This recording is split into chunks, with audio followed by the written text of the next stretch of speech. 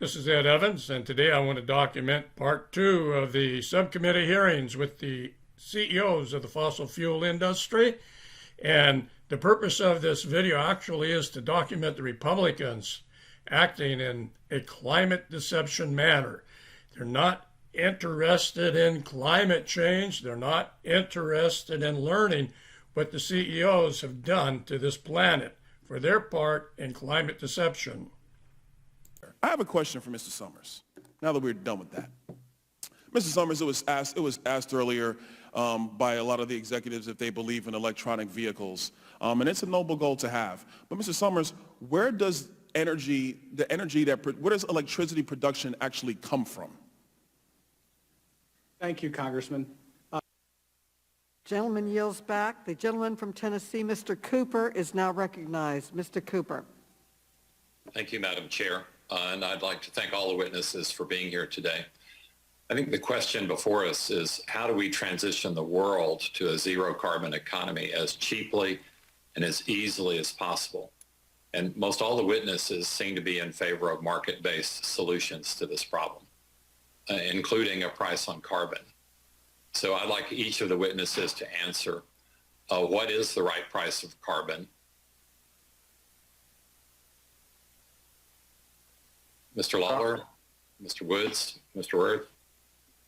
Yes, sir. So, BP has been an advocate of economy-wide, market-based price on carbon for many, many years. I'd like the specific number, please, and I don't have much time, so please tell me the price of carbon that you would support.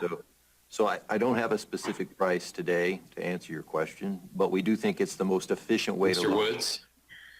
Congressman, it's a very important question. Depends on the where you're trying to decarbonize that. We have proposed a very large-scale carbon reduction project in the Houston ship channel. That would require $100 a ton. And depending on where you're at, how close you are to different sequestration, that price will change. Mr. Woods or Mr. Worth? Congressman, there are different circumstances in economies around the world. There are different carbon prices in economies around the world. In the U.S. A broad-based and transparent price is very important, and then a price that gradually moves into the economy.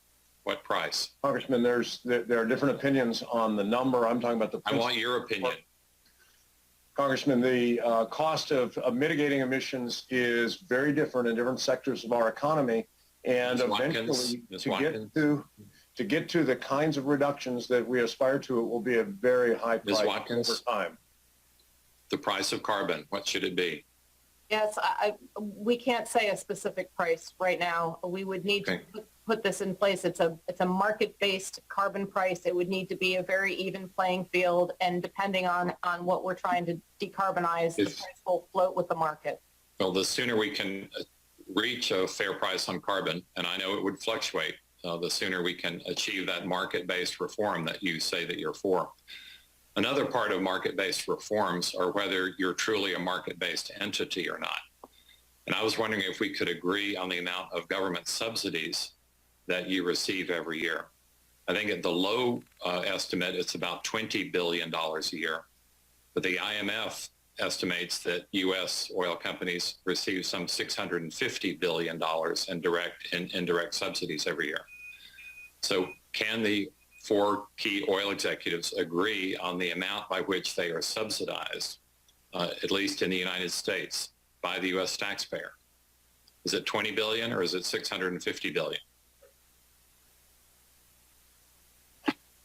Crickets. None of you have any idea how much you're being subsidized by the U.S. taxpayer? Congressman, our products are taxed, not subsidized. And I can tell you that a number of the policies that get described as subsidies are very similar to those available to other industries and other companies, and they're important for American energy security, American energy investments, and American energy supply. Well, when the tobacco companies were on the hot seat years ago, the first step that Congress took was to remove the subsidies for tobacco growing. That was the first step. And I think it's very important that we arrive at the degree of subsidies that are involved. I know that you are taxed, but but you also have special provisions that only apply to oil and gas companies and don't apply to other firms. In aggregate, how much are those subsidies? Because those by definition would not be market-based. Those are government policies that benefit your companies instead of other types of activities. How much are those subsidies? Crickets. Congressman, I can't answer your question directly, but I would offer, though, that a healthy oil and gas industry is very important to the transition. I agree. I And agree. so- I'm wanting to find answers to market-based solutions, which you say that you're for. Final point, shareholder activism. These upstart hedge funds, the front page of the Wall Street Journal today has advocates of Shell being broken up because apparently they believe that more money could be made for investors by having a better run company. And that shareholder activists have taken seats on Exxon Mobil's board. I think that could be the market reform that might be faster than congressional action. I see that my time has expired. I thank the chair. Thank you. The gentleman yields back. The gentlelady from New Mexico, Ms. Harrell, is recognized for 5 minutes. Thank you, Madam Chair. Let me start off by saying that, one, I'm so glad to have this hearing because I don't think you can truly understand the hypocrisy that happens in this Capitol and in this building unless you're watching it like we are today or hearing it or participating in it. And the saddest thing of all is we have a president who's tweeted about the 1 million jobs he's going to create or the 4 million jobs he's going to create. And you know what's sad? He is creating jobs overseas, because the very people that heat our homes, that put us to work every day, that has a profound effect on our entire country in terms of national security and job creation, is under attack. And while this committee may not like you because you're executives, because your companies have been successful, I just want to apologize for the decorum, because thank you for what you've done. Thank you, every one of you, for creating the jobs and for bringing it home, for teaching us that we can be energy independent and that we can also have a very reliable and long-standing relationship with each and every one of you and the communities and the people that rely on you. And who we don't talk about, are the seniors or the lower middle class income people that cannot afford to heat their homes or will have to make decisions this year whether to buy food or to heat their homes or to buy gas. And this is just the tip of the iceberg, because later today or sometime this week or maybe this year, we're going to pass the most ridiculous bill in American history, the Infrastructure Reconciliation Bill, that does nothing for the American people. So while you're getting beat down today, there are people here that believe in what you're doing, and we thank you for all of the innovation. But what I want to do is ask a couple of questions to Mr. Sommers. And this is really a no-brainer, but I'm thinking if you get to answer the question, maybe somebody will actually listen to you. What would happen to global emissions if my Democrat colleagues got their way and the United States stopped completely producing oil and gas? Congresswoman, thank you for your question. And you represent one of the most prolific oil and gas districts in the country, representing the New Mexico side of the prolific Permian Basin. And as you know, oil and gas has led to a significant increase in jobs in your congressional district. And because of that, we've been able to reduce emissions because we've been able to find that oil and gas in more environmentally responsible ways. And for that matter, the state of New Mexico receives about 40% of its budget from the oil and gas industry. To answer your specific question, if the United States stopped using oil and gas, it is likely that the switch there would be a reverse switch from the use of natural gas in our electricity generation to the use of coal. In this industry, we need to remember what we at API called the energy trilemma. The energy trilemma is that for every energy source, it needs to be provided affordably, reliably, and cleaner. And so every source has to meet that same challenge. Within the oil and gas industry, we're working towards meeting that challenge every single day. There is a reason why U.S. emissions have continued to go down. 65% of the decline in emission in the last decade is a consequence of that fuel switch from coal to natural gas. We do not want to reverse that progress. Right, but we're doing everything we can in this committee and on Capitol Hill to do just that, which I don't think people understand. This isn't about just starting the car every day. This is about so many of our day-to-day projects touched by petroleum. In fact, I would just submit to saying anybody who's gotten a vaccination or is going to get one, thank you to the oil and gas industry, because I would bet that almost every single one of the syringes has been touched by a petroleum product. But we don't want to give a hands up or a pat on the back to the industry, because we'd rather set you down in here and tear you down and make the public think that you're all bad, you're rich, and you don't care about anybody. We know better than that. And this is truly personal for me, because you just said it. You know, 40% of my state budget comes from this industry.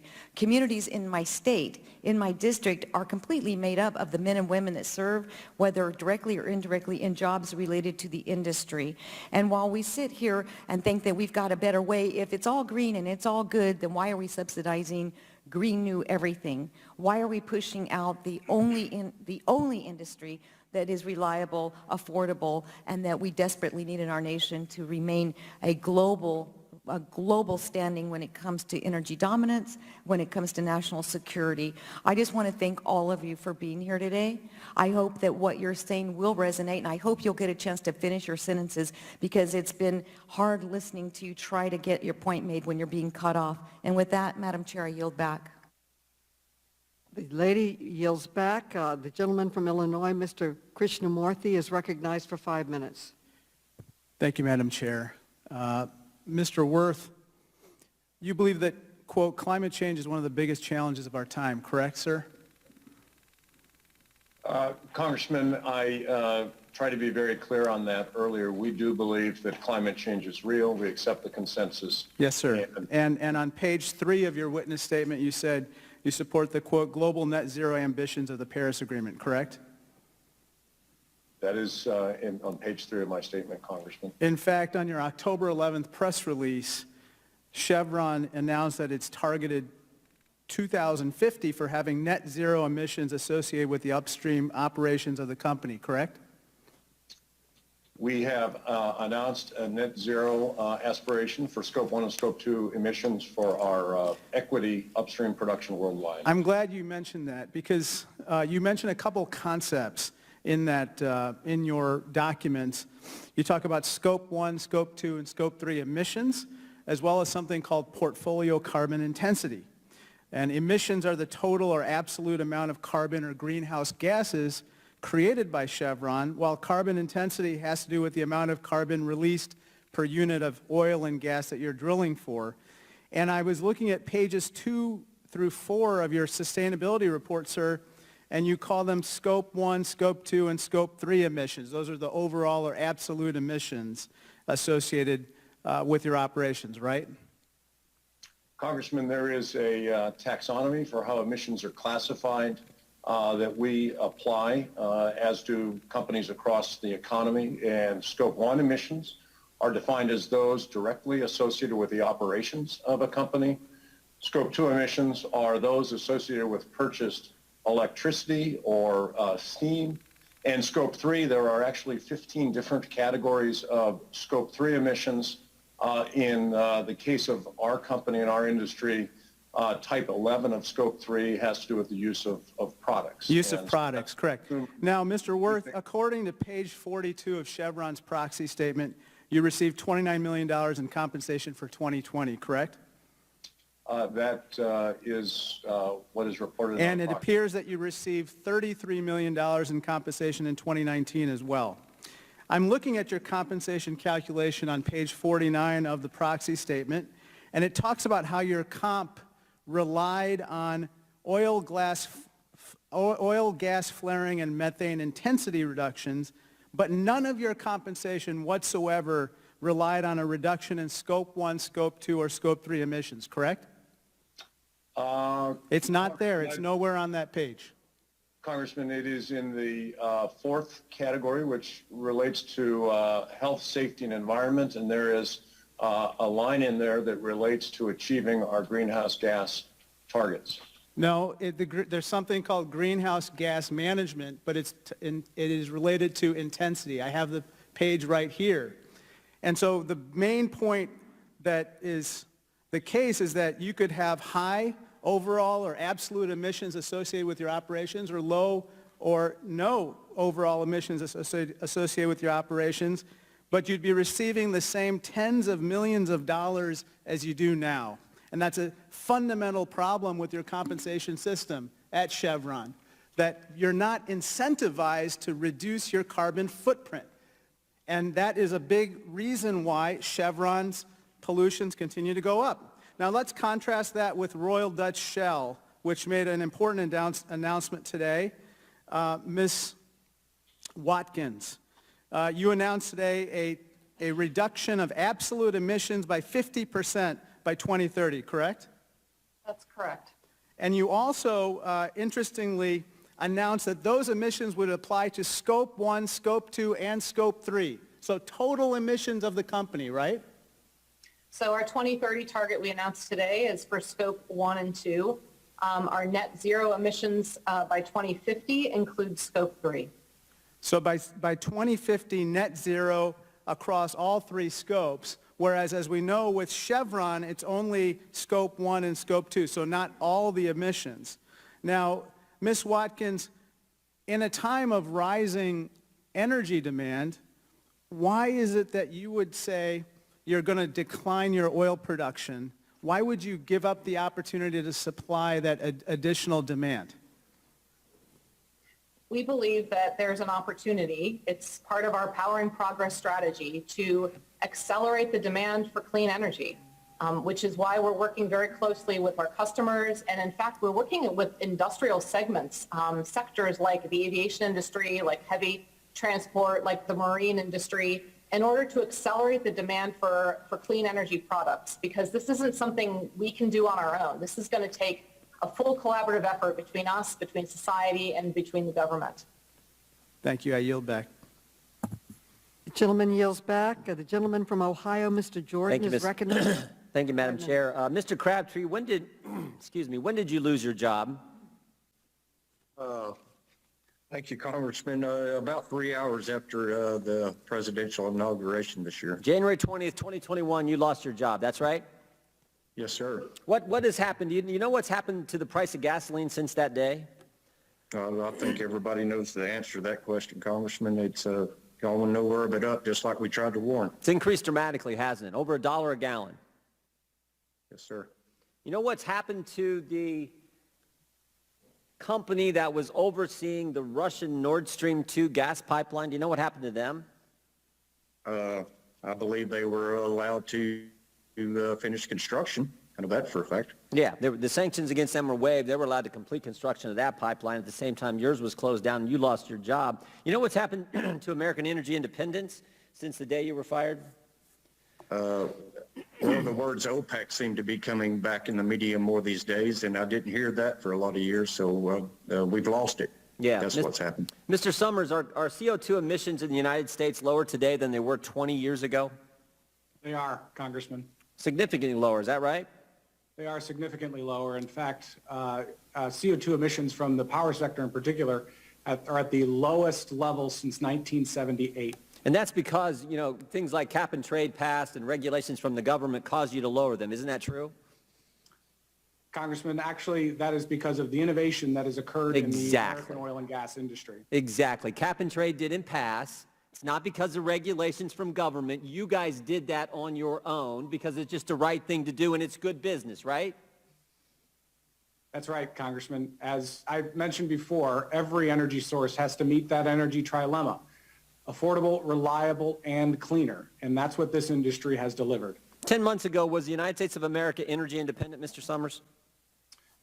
What I would say, Congressman, is that the United States was North American energy independent and well on our way to American energy independence. We were exporting a lot too, weren't we? We were. Unfortunately, over the course of the last few months, we're actually importing oil into the United States for the first time in a while. Yeah, that was my next question. So in 10 months' time, we went from being energy independent to now we're importing oil, and we had the spectacle of the President of the United States begging OPEC to increase production. Is that accurate? Well, Congressman, the U.S. was a net petroleum exporter for the first time since 1958 in the year 2020. And, we were very proud of being the world's largest producer of oil and natural gas as a consequence of the innovation and the technological revolution that has occurred in the American oil and gas industry. Yeah, I can't say it better than our colleague from Florida who spoke a few minutes ago, but in 10 months' time, we have literally went from energy independence to the President of the United States begging OPEC to increase production to now we're having to import some of our energy needs. We've went from $2 gas to $3, $4, $5. I was in California a week and a half ago, $5 gas, I saw it there, which costs families hundreds of dollars a month in transportation cost. I mean, I think Mr. Crabtree, I think in his testimony said he still hasn't found a job.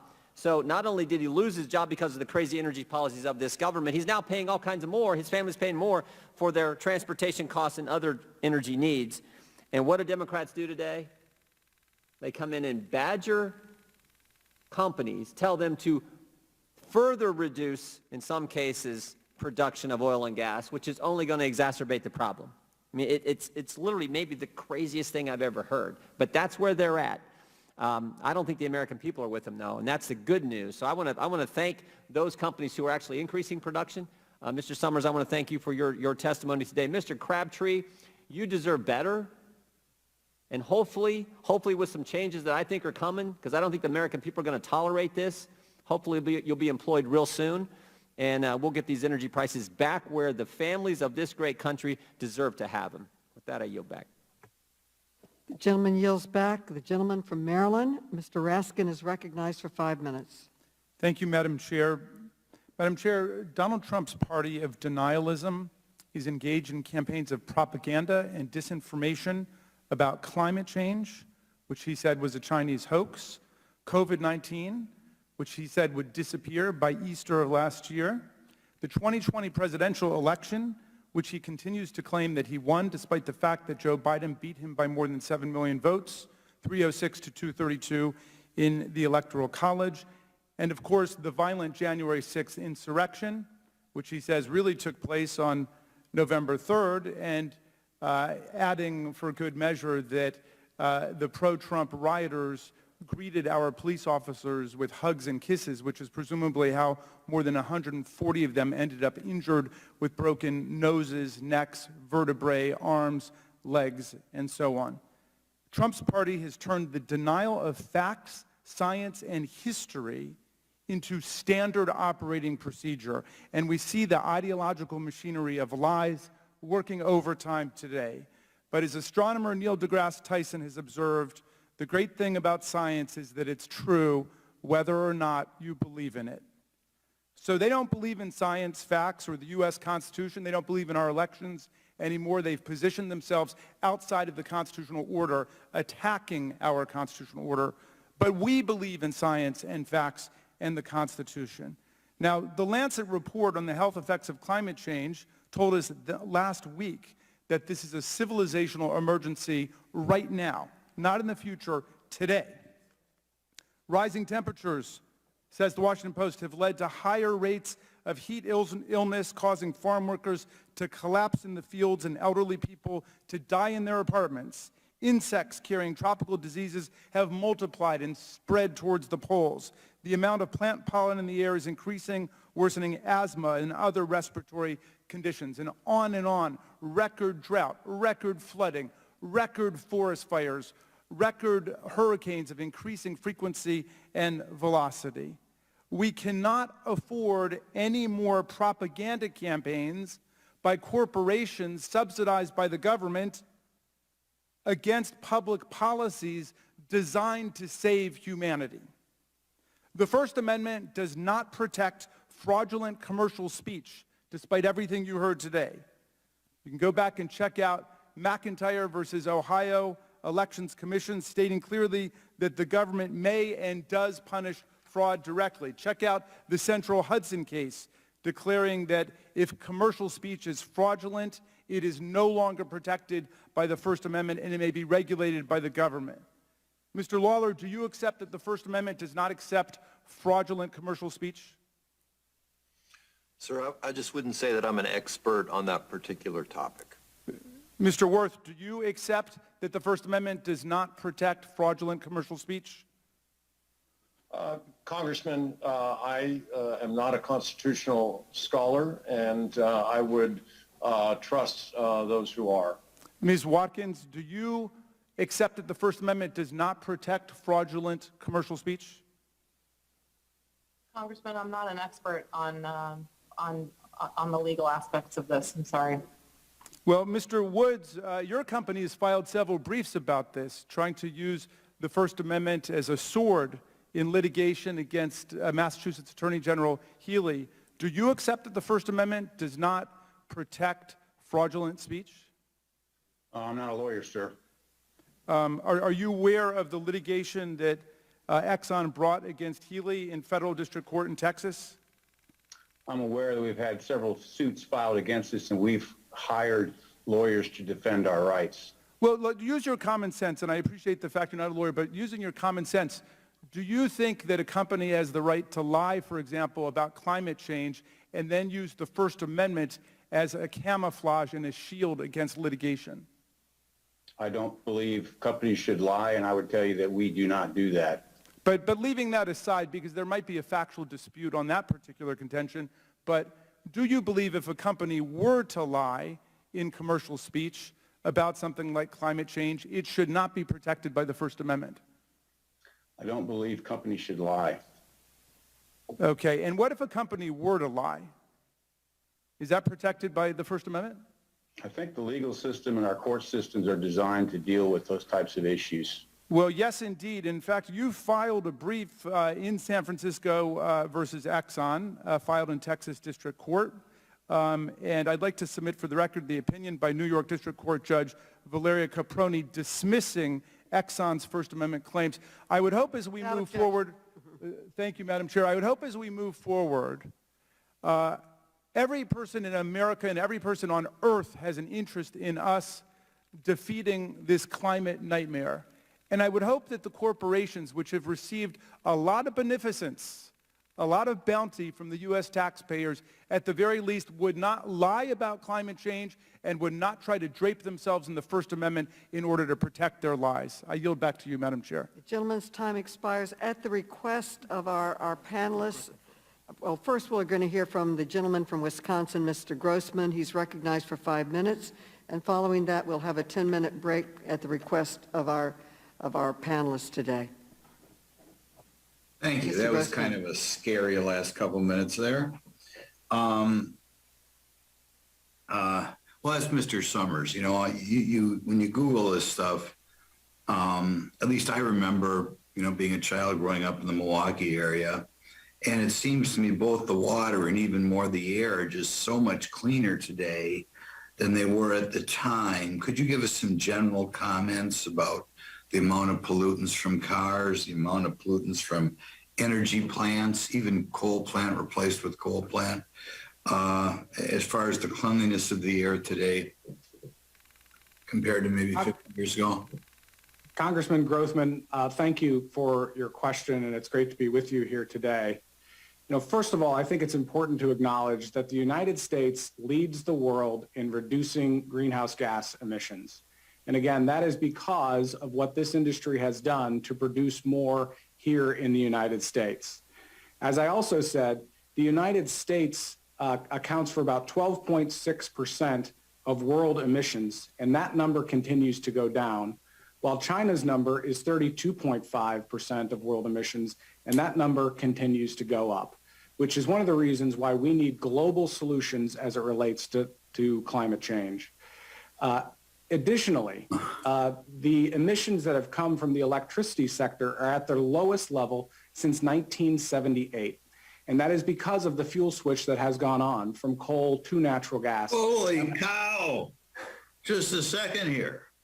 You mean despite the fact the population of this country has gone through the roof and the amount of economic activity has gone through the roof, we have less pollutants coming from the energy sector than 40 plus years ago? Congressman, In fact, obviously the United States population has continued to increase, and world population is expected to grow significantly over the next many years. And even the International Energy Agency expects that if every country were to meet its Paris climate goals, the world would still get 46% of its energy from oil and gas. So we need to make sure that we're making proper investments in the United States for that oil and gas, because I believe, and I think most Americans believe, that it's important that we're getting our energy here at home rather than being dependent on foreign sources of energy where they are not produced nearly in the environmentally responsible way that they are produced here in the United States. Okay, I'm sure we got a bunch of world travelers up there today. I'm looking here on my phone. It shows that Los Angeles, which I just thought was, kind of a polluting city, has just a fraction of the amount of pollutants that we find in Shanghai, for example. As you guys get around the world, we can start with you, Mr. Summers, but other people, do you notice that pollution is more or less as you get around the globe compared to the United States? Well, Congressman, as you know, we live in an environment where what happens in China affects the United States. In fact, the air in China today will be in California 2 days from now, which is why it's important that we address this issue from a global perspective while focusing on what we can do as a country to lower our emissions over time. Okay, are there, I'm told in other cities, China, maybe in Mexico City, India, pollutants as you are in their major metropolitan areas are a lot higher than the United States. Is that true? That is the case, Congressman, mainly because they have not been afforded the same fuel switch that has occurred in the United States from coal to natural gas. Somebody told me they're building over 100 coal plants in China right now. Is that true? That is my understanding as well, Congressman. But what we want to do here in the United States is we have abundant supplies of natural gas, and we want to make sure that we're exporting American environmental progress to the rest of the world. We can do that through liquefied natural gas. We have the resources. We want to share that environmental progress with the rest of the world. Well, some people like to slow down economic progress here and kind of push that economic progress to other countries. Is that going to result in worldwide pollutants going up or down as we kind of push manufacturing to other countries? Congressman, as you know, for most of the world, the choice is not between coal and renewables. It is a choice between coal and natural gas, which is why we think it's important that the United States continues to produce. Okay. So that just one more thing for our panelists. Across the world. You guys all have a good story to tell. Don't be afraid to tell people how much cleaner things are than the past. It doesn't do you any good to get all woke on us. Thanks. The gentleman yields back. At the request of our witnesses, we will take a brief 10-minute break. The committee stands in recess for 10 minutes.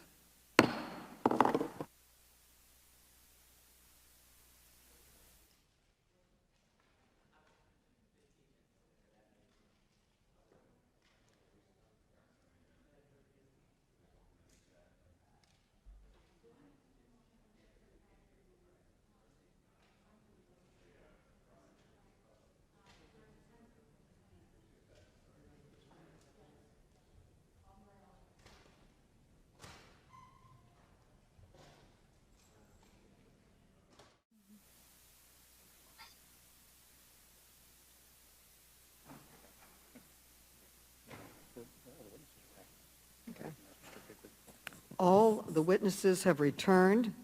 The gentleman from Illinois, Representative Quigley, is recognized for 5 minutes. Thank you, Madam Chairman. Thank you for those who are involved today. I guess at this point, perhaps it's helpful to put some of this in perspective and to ask a question on the overall issue of safety. I serve on the House Select Committee on Intelligence, and we're often briefed on climate change as a threat to our national security. The Pentagon refers to climate change as a, quote, threat multiplier. And recent reports from the Department of Homeland Security, the intelligence community, the National Security Council, and the Armed Services outline the emerging threat of climate change and its ability to wreak havoc, economic havoc, and destabilization in regions, initiate and fuel conflicts, and help foment violence. The hearing today has helped document a long-standing and concerted effort to muddy the scientific waters on the threat of climate change and pointed work to prevent any substantive action to prevent it. Not the least of which was Exxon's internal reports confirmed human global caused warming. Publicly, it took the opposite view, and a 2017 study of Exxon's communications concluding that the company systematically misled 9 scientific audiences about climate change. But I think the person who put that all best, Dr. Rod Schoonover, he served a decade for the U.S. intelligence community as senior analyst and senior scientist in the Bureau of Intelligence and Research at the U.S. Department of State as a Director of Environment and Natural Resources. He said, and I quote, "If climate change poses a risk to national security, as the Pentagon and intelligence community again reminded us last week, shouldn't we view climate disinformation through the same lens as well?" I think those before us today have to ask themselves, as this investigation goes forward, we need to put it under that prism. Let me make the second point, and that is to remind ourselves of the risk and danger involved in these operations. I guess I'd be remiss not talking about a location literally in my backyard in Whiting, Indiana, the Whiting Refinery, that is. One of the largest refineries in the U.S. and its operator, BP. In 1991, the residents of East Chicago noticed oil oozing into their basements. A subterranean spill of 400,000 barrels of oil was discovered in the water table soon thereafter. In 2012, BP had to pay an $8 million penalty and spend $400 million on pollution controls due to the emissions from the Whiting BP. In 2014, Whiting discharged a slug of crude oil into Lake Michigan, close to where children swim and wildlife live. This occurred merely 3 weeks after BP announced it would double its processing of crude at the Whiting facility. Earlier this year, District Court judge ruled that BP repeatedly violated limits on emissions, specifically particulate air emission. Between 2015 and 18, they conducted 9 emission tests and failed all 9, demonstrating that Whiting was spewing soot into the Chicagoland area. Mr. Lawler, what are BP's plans for addressing the health effects of its presence in communities like where the Whiting Refinery is located? Thank you for the question, Congressman.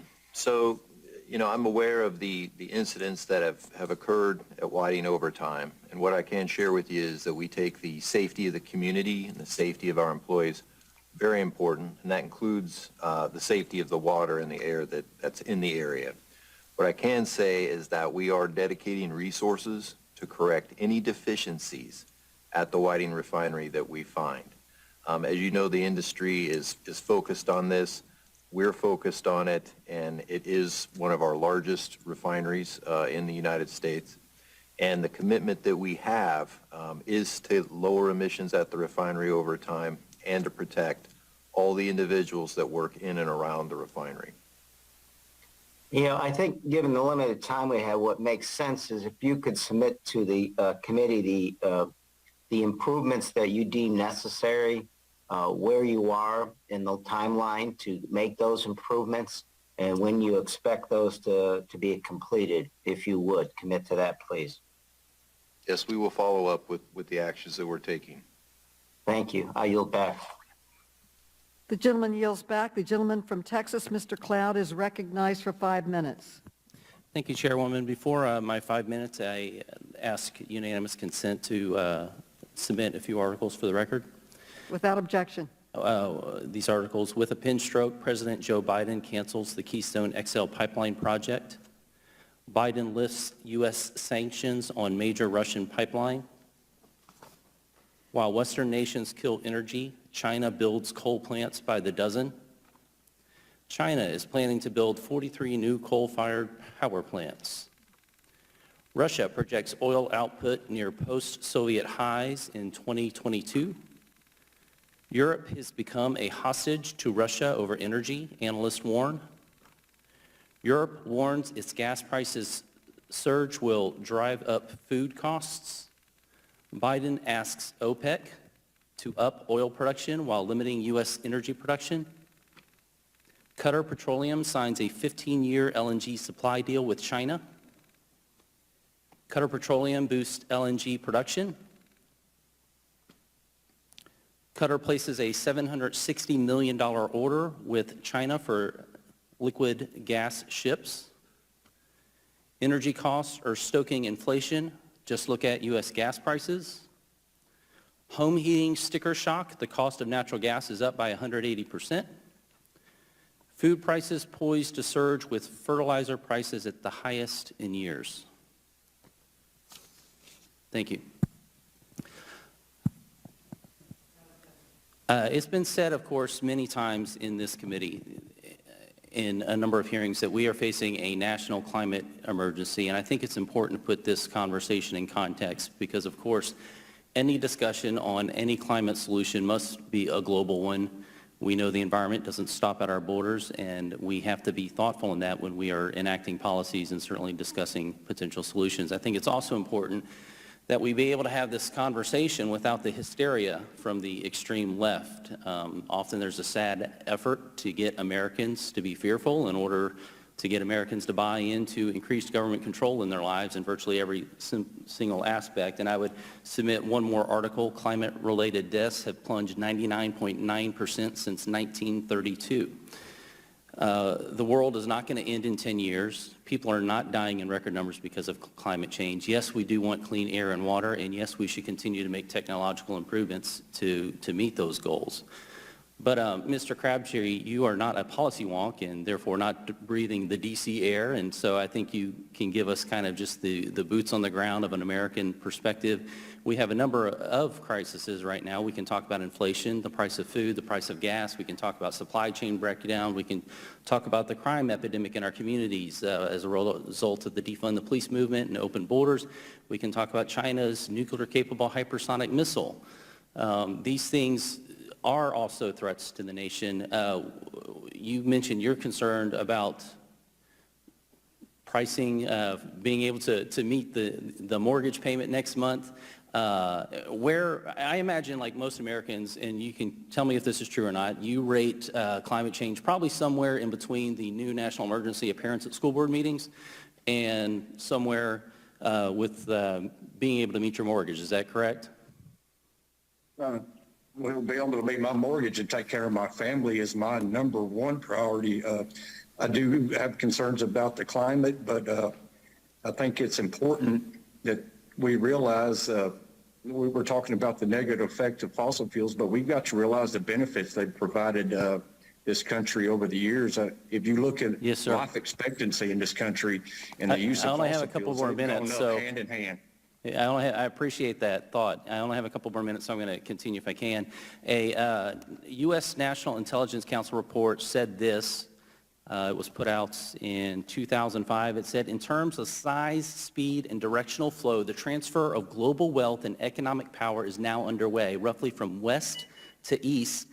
It's without precedent in modern history, and the shift derives from two sources. First, increases in oil and commodity prices have generated windfall profits for Gulf states and Russia.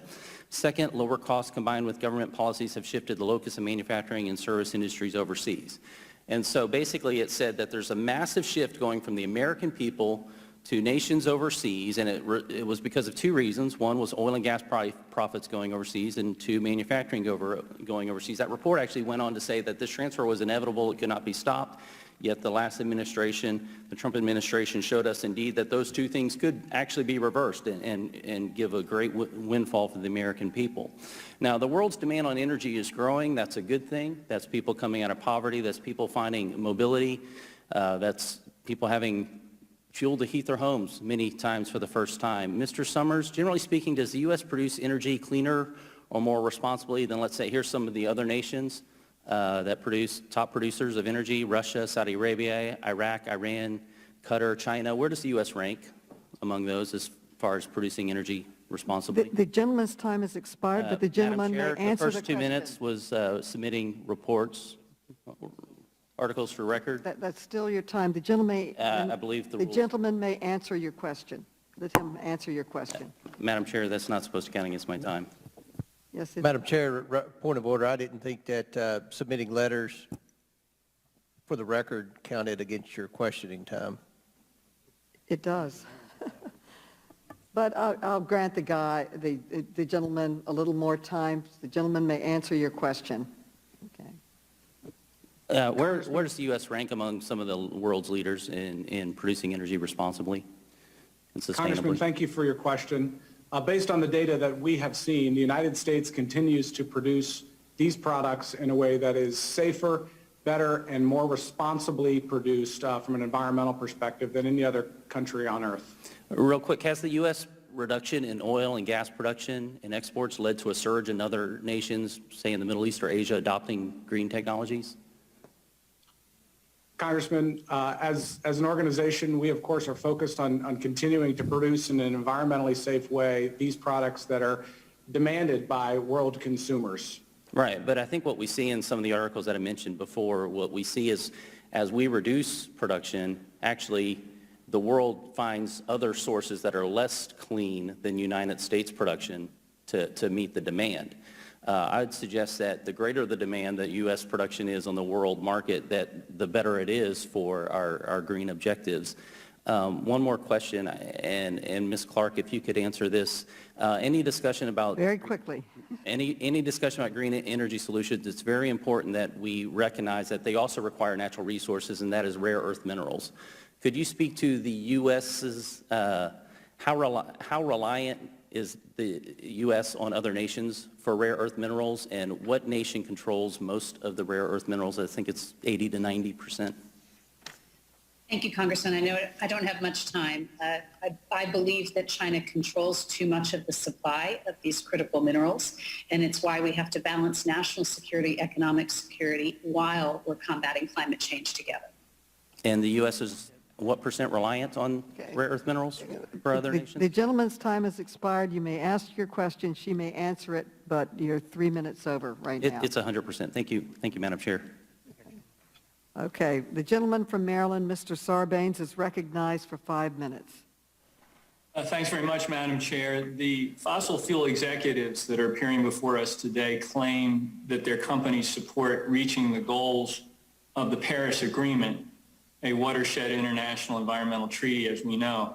But the committee looked into the lobbying disclosures filed by your companies and found that your rhetoric of support for the Paris Agreement doesn't match reality when it comes to your lobbying. We know what it looks like when your industry really cares about a federal initiative and your companies want to see it succeed. So let me start with you, Mr. Wirth. Your company claims that the Paris Agreement is among your highest priorities. The first sentence of Chevron's climate policy page says, quote, Chevron supports the Paris Agreement, end quote. I noticed that you also touted Chevron's support for the Paris Agreement in your written testimony to this committee. Since the start of negotiations on the Paris Agreement in 2015, Chevron has reported 986 total instances of federal lobbying. Mr. Wirth, do you know how many times Chevron reported lobbying on the Paris Agreement?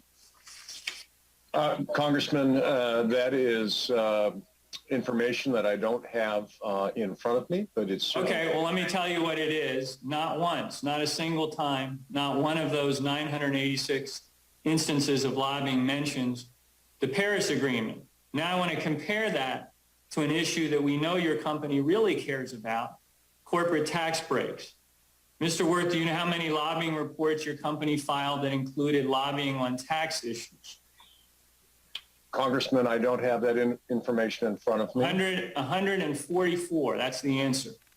You didn't lobby once on the 28 bills and resolutions introduced on the Paris Agreement. When former President Trump was debating withdrawing from the agreement in 2017, you never lobbied the White House. Chevron has spent more than $54 million on lobbying on a lot of other things since 2015. So clearly when your company cares about an issue, You lobby on it, and we can see that in the reports. Let me move on to Mr. Lawler. BP's 2020 shareholder report pledged to, and I quote, advocate for fundamental and rapid progress towards the Paris climate goals. Since 2015, the company has reported 488 total instances of legislative lobbying. Mr. Lawler, how many of those reports mention BP lobbying on the Paris Agreement? I don't have that specific number, but what... The answer is 1. That amounts to 0.2% of your federal lobbying during that time. By comparison, you lobbied 21 times on the 2017 tax cut bill. And I'm running out of time, so I just want to list for the record some information about the other organizations represented here today. Since 2015, API has filed 153 lobbying reports aimed at cutting taxes for oil and gas companies, but just 1 lobbying report on the Paris Agreement. Exxon has spent $67 million on lobbying since 2015. These are astronomical sums, by the way, just as an aside.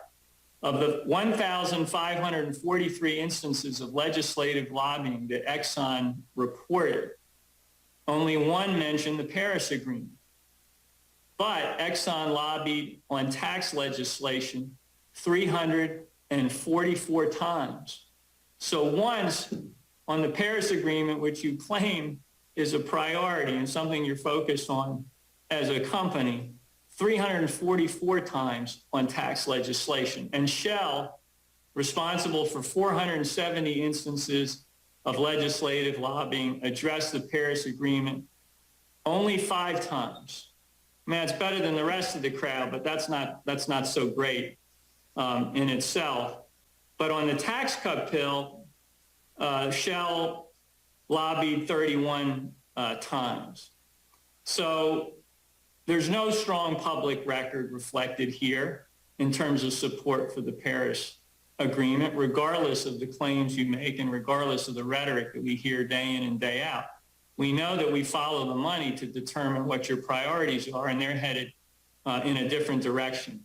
It's time we start judging these companies, your companies, by your actions, not by the rhetoric. And with that, Madam Chair, I yield back. Gentleman yields back. The gentleman from Ohio, Mr. Gibbs, you're now recognized for 5 minutes. Thank you. First of all, I think it's been shameful how the other side wants to demonize this oil and gas industry. I'm very proud of our oil and gas industry. The innovators, they drop new technologies, they provide a higher standard of living and lots of jobs and economic activity throughout our country. I want to go back a little bit in history just for a quick review, how this all started. Go back to the late 1800s, the Industrial Revolution, and we had Andrew Carnegie, steel, we had John D. Rockefeller, kerosene, the refinery, we had J.P. Morgan, with Thomas Edison, electricity, and that's begun the Industrial Revolution, and their innovation and their entrepreneurship put us on a path to become a global power in this country, in this world. That's made us the ability to do lots of good things. We stopped tyranny in the 1940s.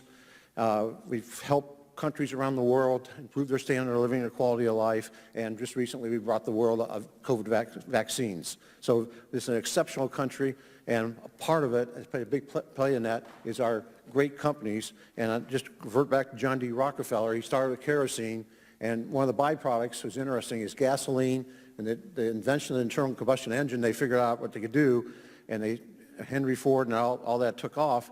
But then they had to break up those monopolies, and that probably was a good thing. And the companies that are represented here today, Madam Chair, are a spinoff of the Standard Oil Company, which began in my great state of Ohio. So I'm proud of that.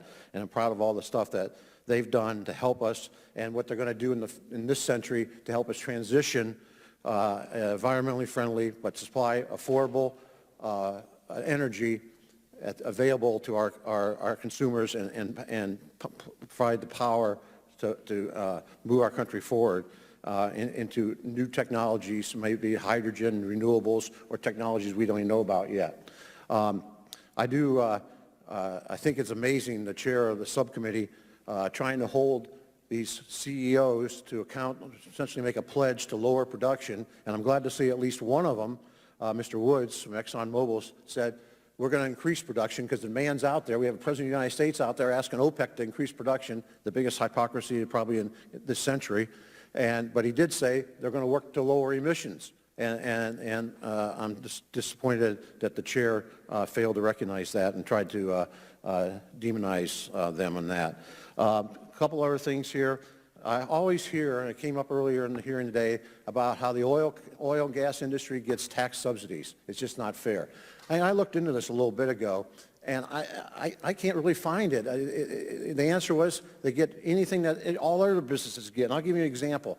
I know some of the anti-oil and gas people out there saying that if you go out and drill a hole, drill a well, and those legitimate expenses for the drilling costs and pay the employees shouldn't be tax deductible. They call that a subsidy. I don't think that's any different than when I go out in my businesses and do things and I have business expenses, you expense that.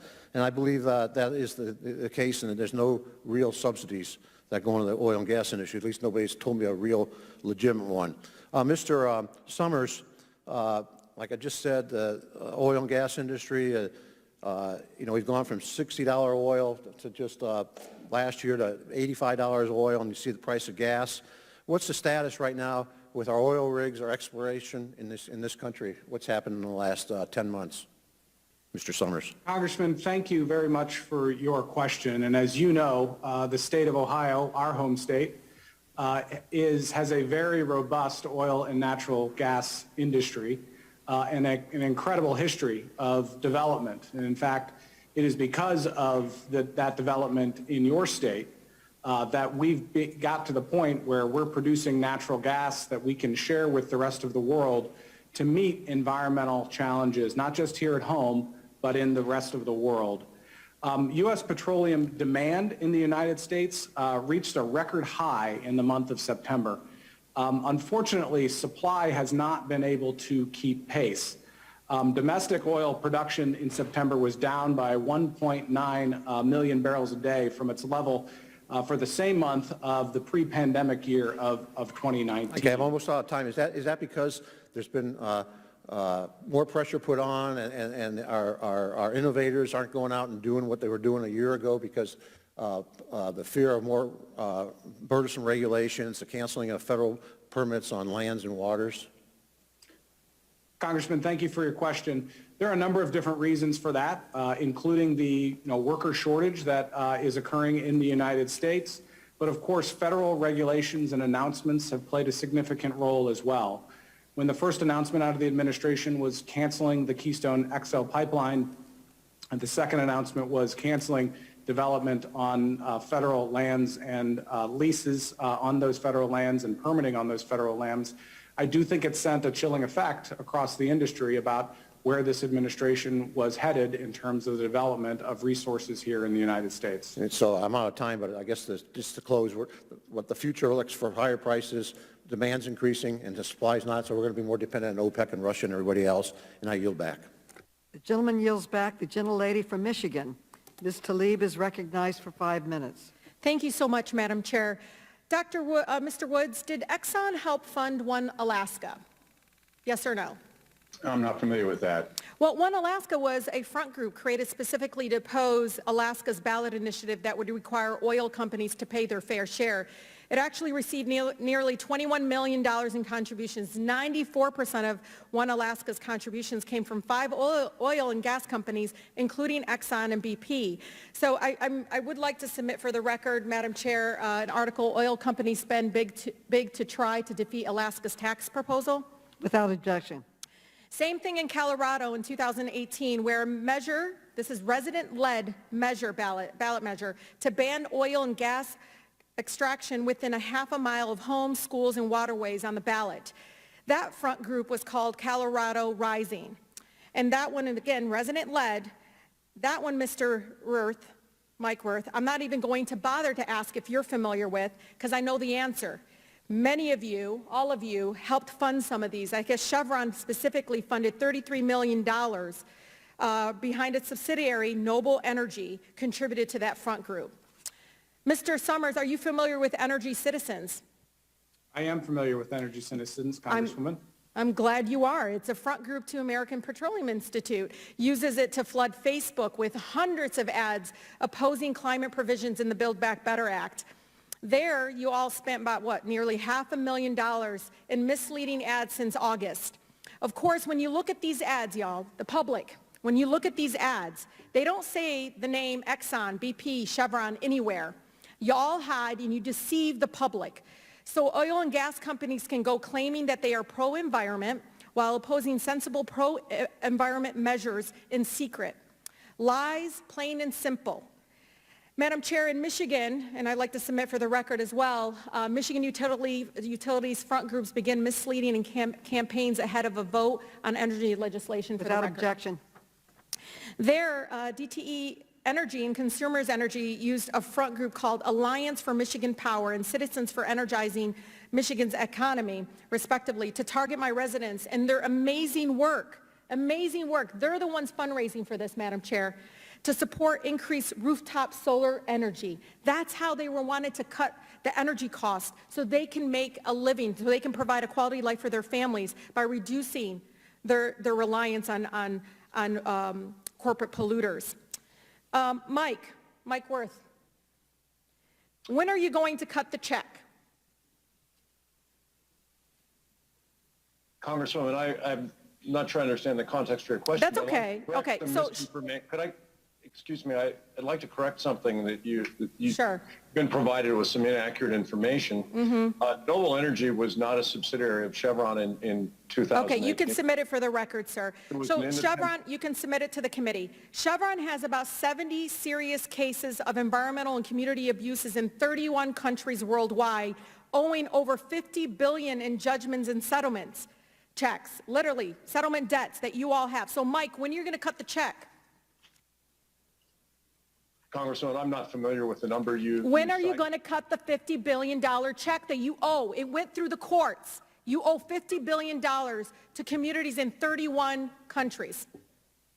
Congresswoman, I'd be happy to take a look at the source for your information on this and get back to you on it because I have no understanding of what. Well, I have a message for you as Chevron CEO. I mean, you made what, $29 million last year in poisoning the planet? Mr. Worth, you can't arrest us all.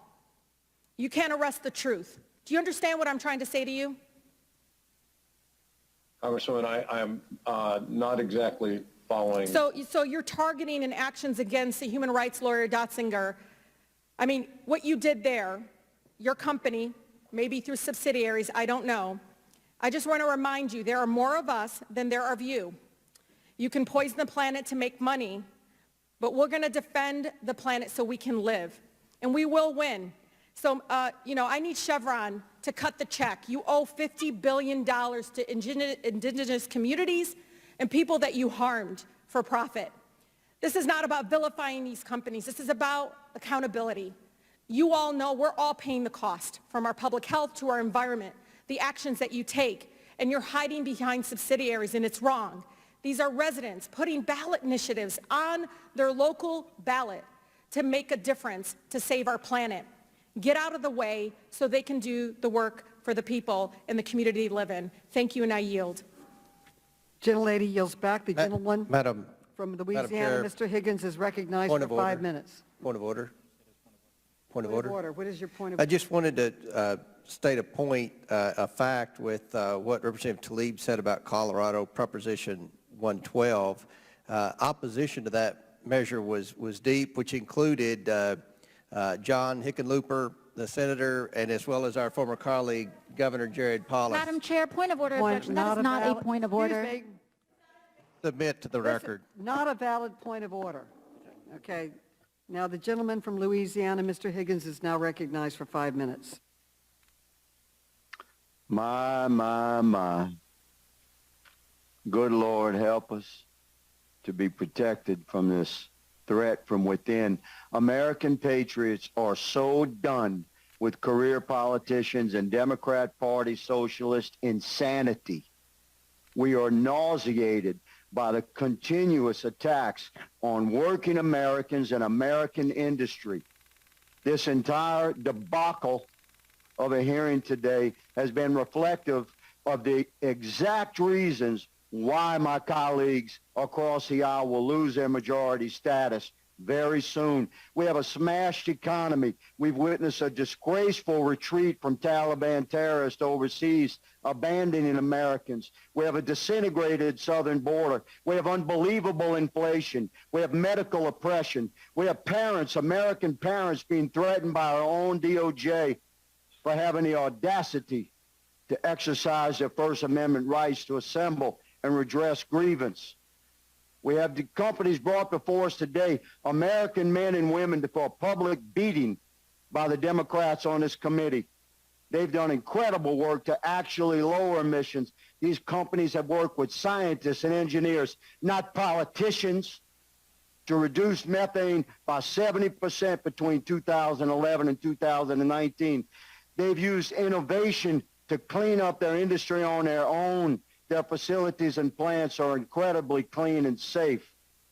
It's abhorrent that my colleagues across the aisle have called a so-called hearing today to demonize American industry whose products make modern life possible. Petroleum products are in everything, the clothes on our back, the wiring in our computers ourselves, our phones, all the equipment used by our military, all medical supplies and equipment, paint, curtains, fabrics and appliances in our homes, fishing rods, lures, tents used by sportsmen, everything, all sports products. It's insane what my colleagues across the aisle are putting these good American men and women through and attacking American workers as our country dissolves around us.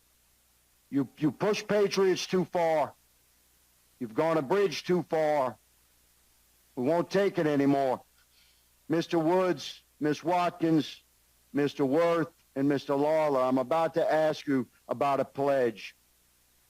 Our chairwoman asked you for a pledge. I think it was an absurd request, but I'm going to ask you about a pledge. Mr. Woods, do you pledge today to endeavor to continue leading the world in emissions reductions and providing abundant, affordable energy through innovations? I'll say again so you can think about it. Do you pledge today to endeavor to continue leading the world in emissions reductions and providing abundant, affordable energy through innovations? We try to do that today, and we will continue to try to do that going into the future. Thank you, Mr. Woods. Ms. Watkins, same question. Do you pledge today for Shell to endeavor to continue leading the world in emissions reductions and providing abundant, affordable energy through innovations? Congressman, yes, and I would add clean energy to that. Thank you, ma'am. Mr. Worth, for Chevron, do you pledge today to continue to endeavor leading the world in emissions reductions through providing abundant, affordable energy and with innovation? Yes, I do. Thank you, sir. Mr. Lawler, for BP America, do you pledge today to endeavor to continue leading the world in emissions reductions and providing abundant, affordable energy for the world through innovations? Thank you, Congressman. We will continue, and I pledge to lower emissions over time. We're trying to help the world reach net zero, and we'll continue to provide the energy that the world needs, and increasingly green, and we have a number of projects in motion today that will support those objectives. Thank you, good sir, for your answer. Madam Chair, I happily yield the balance of my time so that we can get through this horrendous display of partisan attack upon American workers and American industry. I yield. The gentleman yields back. The gentlelady from California, Ms. Porter, Ms. Katie Porter, is recognized for 5 minutes. Thank you, Madam Chair. We've heard a lot about future plans for investment in renewable energy today. Ms. Watkins, Shell's 2020 annual report called for between $19 and $22 billion in near-term spending. I'm representing that with this container of M&Ms. Each M&M represents about $50 million in spending. Ms. Watkins, how much has Shell said it will spend in the near term on oil, gas, and chemical operations? I think you just said we're going to be spending between $18 and $20 billion this year. That's near term. On total spending, how much on oil, gas, and chemical operations? We're going to be spending. Well, according to your annual report, you said you're going to spend 16 to 17 billion for oil, gas, and chemical, with another $3 billion for marketing. How much is Shell spending to spend on renewable energy? This year we'll be spending between $2 and $3 billion. $2 and $3 billion on renewables and energy solutions. In your testimony, you said, quote, meeting the demand for reliable energy while simultaneously addressing climate change is a huge undertaking and one of the defining challenges of our time. Shell has made these promises before. Shell pledged to spend $6 billion between 2017 and 2020 on renewable energy. How much of that did Shell actually spend? The answer is about half. Ms. Watkins, does this look like a huge undertaking to you? Congresswoman, what I can tell you is that there needs to be both a demand and a supply of clean energy, which is why we're working very closely with our customers so that that demand increases over time and we are Ms. ready Watkins, to supply. To me, this does not look like an adequate response to one of the defining challenges of our time. This is greenwashing. Shell is trying to fool people into thinking that it's addressing the climate crisis when what it's actually doing is to continue to put money into fossil fuels. Mr. Summers, do you recognize the following statement? Banning federal leasing and development on federal lands and waters would derail decades of U.S. energy progress. I do, Congresswoman. That's your statement. How many of the Department of Interior's approved and ready-to-drill permits are currently unused? Congresswoman, it takes a long time to develop these leases that I oil and appreciate gas that, Mr. companies. Summers. I'm just asking how many permits are unused? Congresswoman, I think there's a fundamental misunderstanding as to how these Reclaiming my acres- time, Mr. Summers, there are 7,700 permits unused. How many acres of public land are already leased by fossil fuel companies and not even used yet, just available for drilling whenever you decide?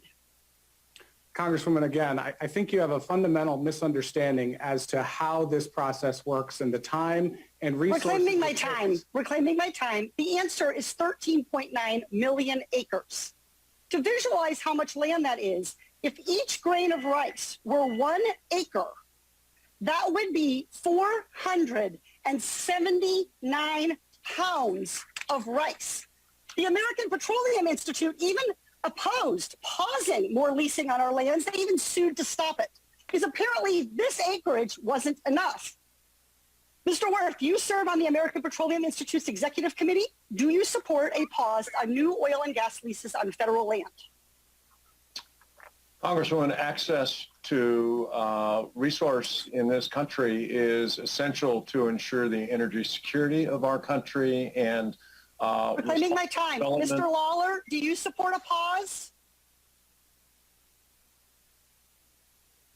The administration, and it's our hope that the pause ends soon. We think it's important to go Reclaiming forward. my time. Thank you for your answer. The answer there is no. Mr. Woods, do you support a pause on new federal and gas leases? No. Ms. Watkins, do you support a pause on new federal and gas leases?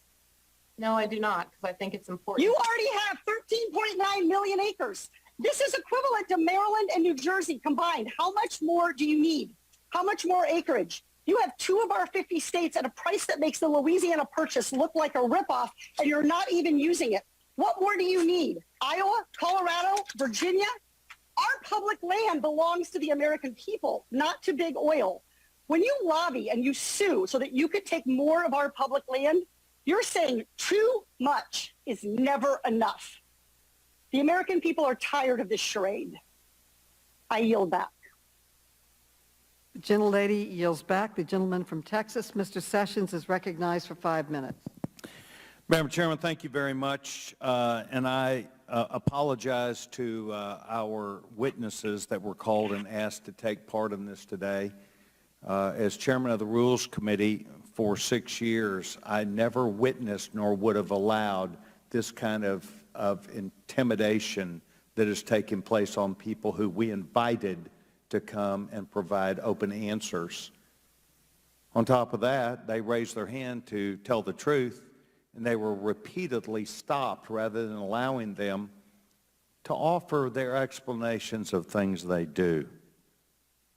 I apologize to our witnesses and want to thank them as energy company executives to make sure that America has a sound supply of energy that is available and reliable, to where we can avoid the things that happened under President Jimmy Carter, where that same attack took place.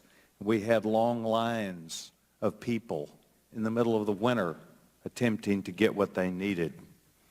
Each of you represent an industry that helps to provide a solid, cost-effective supply. Republicans have had issues with energy, and that's why just a few years ago we opened up the American market. We opened up the American market to the world, and I believe that this helped not just consumers, but I believe it helped other people in the world. Mr. Summers, have you ever heard of a term called lie heap? Yes, sir. I have heard of lie heap. Do you know what lie heap is and what it is used for as a federal program? I do. Lie heap is a well-established program that helps low-income individuals afford heat in their homes during the winter. And it's primarily used in the Northeast. That is correct. Can you tell me what the product is that is dumped in to ensure this energy would be available in the Northeast? Well, Congressman, as you know, most of the power in this country, particularly for heat and air conditioning, or 40% of it now comes from natural gas. And lie heap, is that natural gas in the Northeast? Congressman, home heating in the United States is, in the Northeast in particular, home heating is, a lot of it is from actually oil. Diesel. Is that correct? Or what kind of home heating fuel is it? It is home heating oil. Home heating oil. So what has the rest of the country done that would be of benefit and responsibility for heating their homes? Well, Congressman, as an industry, we have worked hard to develop these resources here at home so that we don't have to get them from volatile regimes overseas. And that includes, of course, the home heating oil that is used to heat homes in the Northeast. Primarily what I'm looking for, you're the one giving the answer, is natural gas is an abundant supply in the United States. Is that correct? That is correct. In fact, it is 40% of the heat and air conditioning and power that Americans get in their homes comes from natural gas. And there has been a significant fuel switch that has occurred over the course of the last many years as a consequence of the natural gas and oil revolution here in the United States, where we've been able to produce more here in the United States, and we have not had to import those products from overseas. Using the term clean energy, how clean is natural gas compared to home heating fuel? Natural gas is, well, 50% more clean than what it has replaced, coal. And that has been, a real boon to the American environment and has allowed us to cut emissions over time to generational lows. Mr. Summers, have you ever heard of this committee or another committee holding a hearing about lie heap and how dirty that is as compared to natural, clean, natural gas? I'm not familiar with such a hearing, sir. You would think that that would be part of the agenda, is to make their own territory cleaner in the winter. Madam Chairman, I've used my time. I think I made my point. I'd like to yield back. The gentleman yields back. The gentleman from California, Mr. DeSaulnier, is recognized for 5 minutes. Thank you, Madam Chair. Thanks for having this hearing. My comments, I put in the context of, it's been my privilege for 32 years to serve in public office in a region in Northern California that's home to 5 oil refineries, a significant part of our economy, significant part of our revenue stream for state and local government, for our school districts. Mr. Worth, I don't know if you're a constituent, but I know some of your predecessors have been. Your headquarters is in the county I represent. I put that in the context, and I've also served in the Bay Area Quality Management District and was appointed by Pete Wilson, a Republican, to the California Air Resources Board and served under 3 governors, 2 Republicans and 1 Democrat. So I remind folks that it was a California Republican who signed the Clean Air Act, Richard Nixon. Ronald Reagan amended it, another Republican. And George Deukmejian, a conservative Republican governor of California, started the ZEV program, the Zero Emission Vehicles program, which I have been intimately involved with auto manufacturers and also to a degree under other regulations with the heavy duty manufacturers. I've been to funerals of constituents of mine who have died while working in these refineries. I don't know if any of you have ever been to one of those.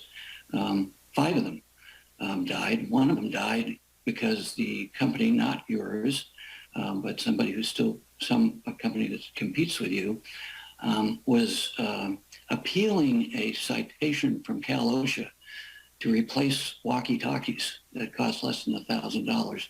Michael Glansman, who was trying to use that to tell the folks back in the command unit that they should shut down the hydrocracker, they couldn't hear him in time, so he was eviscerated. So that's a long way of saying I've got a long history in this field. You provide value, but it's time to change.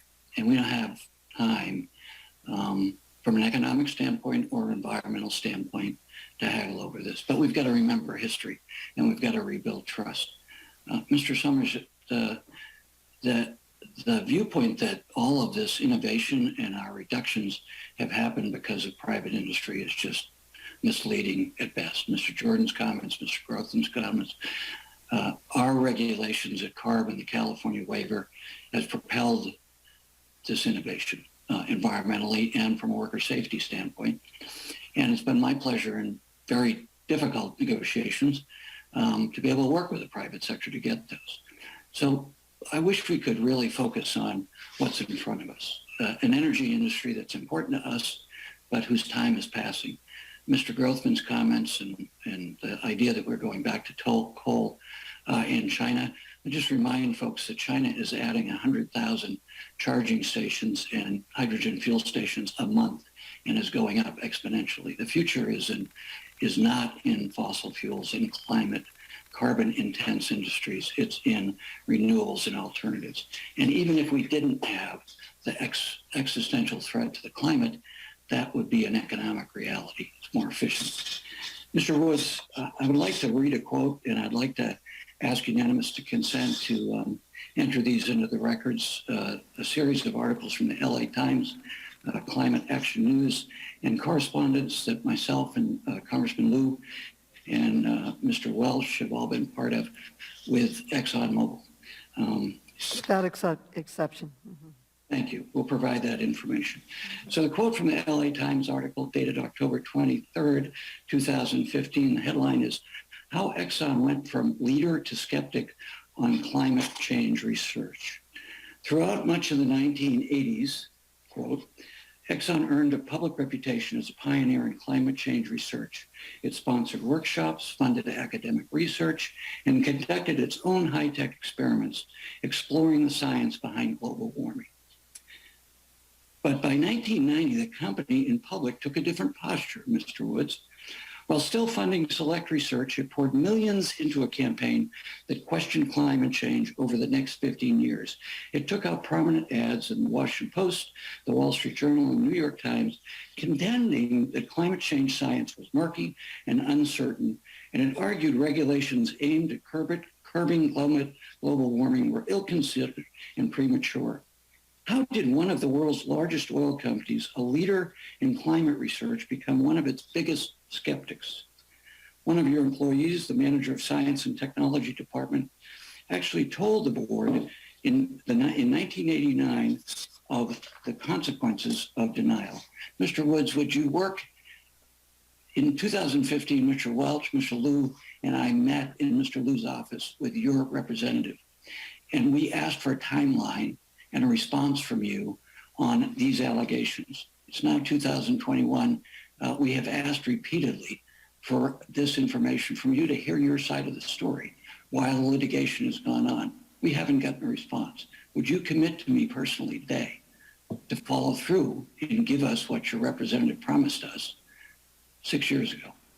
The gentleman's time has expired, but the gentleman may answer the question. Congressman, I'm not aware of the request that you referenced, but we will follow up with you. I'll commit to follow up with you. Well, it's a real comment that you're unaware of it. Thank you, Madam Chair. The gentleman yells back. The gentleman from Pennsylvania, Mr. Keller, is recognized for 5 minutes. Thank you to the many witnesses for being here today. The U.S. Energy Information Administration published the winter fuels outlook for the upcoming months, and their forecast is grim. Half of Americans use natural gas to heat their homes, and they are projected to pay about 30% higher energy prices this winter compared to last. Depending on weather and demand, Americans could be paying almost, some estimates, 55 to 60% more to heat their homes and businesses than they were last year. Those that will be most affected by these outrageous energy prices will be low-income wage earners and those on fixed incomes like our senior citizens. I would ask unanimous consent to include the report into the record.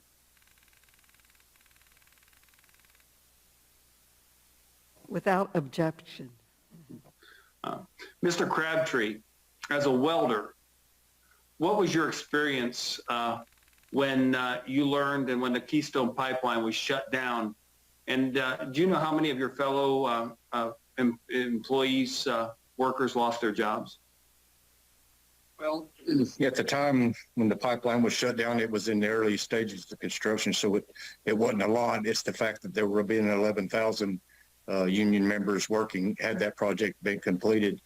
But I know since the new administration has taken about 80% of our members were without work during peak construction season this year. Wow. How does that make you feel that the President of the United States said that you can't build a pipeline here in America, but allows the Russians to operate their Nord Stream 2 pipeline? Well, it was definitely frustrating, to say the least. That's about all I can say about that right now. I can't imagine.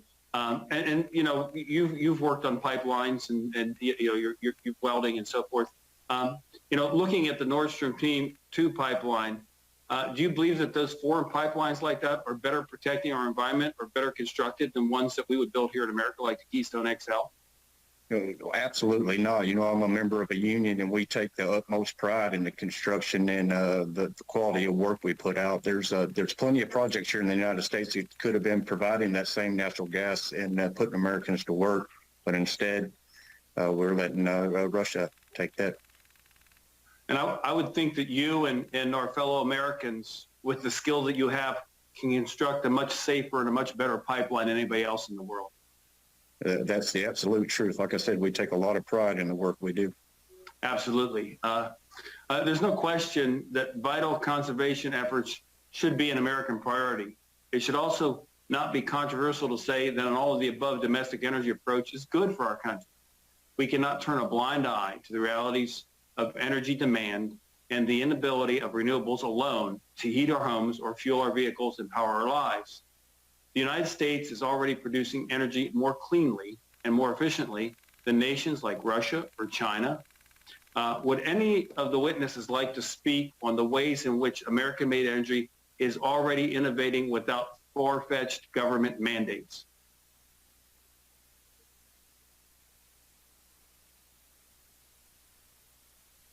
Congressman, I'll speak to that. You know, one of the greatest breakthroughs in technology in the last 2 decades in energy has been the ability to marry up 2 technologies which the industry had already used, which is directional drilling and hydraulic fracturing, which has allowed this country to become the leader in oil and gas production in the world once again after decades of decline. And so that's what's enabled the reductions in emissions that have been cited earlier today, greater than a dozen countries combined around the world. It's what's reduced criteria pollutants in our economy and in our cities. And it's just one of many examples of the innovation that goes on by the incredibly talented women and men in this industry across all the companies represented here today and many, many others who are also part of a great American treasure, which is our energy economy. Thank you. I appreciate that. The other thing I would like to say is knowing that, looking at what our great workers do in America and so on, China has pledged to achieve net zero emissions by 2060. I mean, do we really believe, is there anybody here that really believes that's a serious proposal? I mean, they're building more coal-fired plants now as we speak. They're increasing energy in coal and so on. I just think I would really think that if we think that's a serious proposal, we take a second look at it. Thank you, and I yield back. The gentleman yields back. The gentlelady from New York, Ms. Ocasio-Cortez, is recognized for 5 minutes. Thank you so much, Madam Chair. And, it's not lost on me that we are having a hearing today surrounding fossil fuel misinformation and disinformation campaigns on the same day that we are scheduled to vote on legislation that has been deeply influenced by the lobbying efforts of the fossil fuel industry. It's a wonderful opportunity for us to be speaking with the CEOs of BP, Chevron, Exxon, Shell, and the American Petroleum Institute. Speaking of which, Mr. Summers, as the president of the American Petroleum Institute, part of your job is to help lobby and advocate and champion the fossil fuel industry. And that includes particularly in legislation before the United States Congress. You told CNN on television, quote, "We are leaving everything on the field here in terms of our opposition to reconciliation.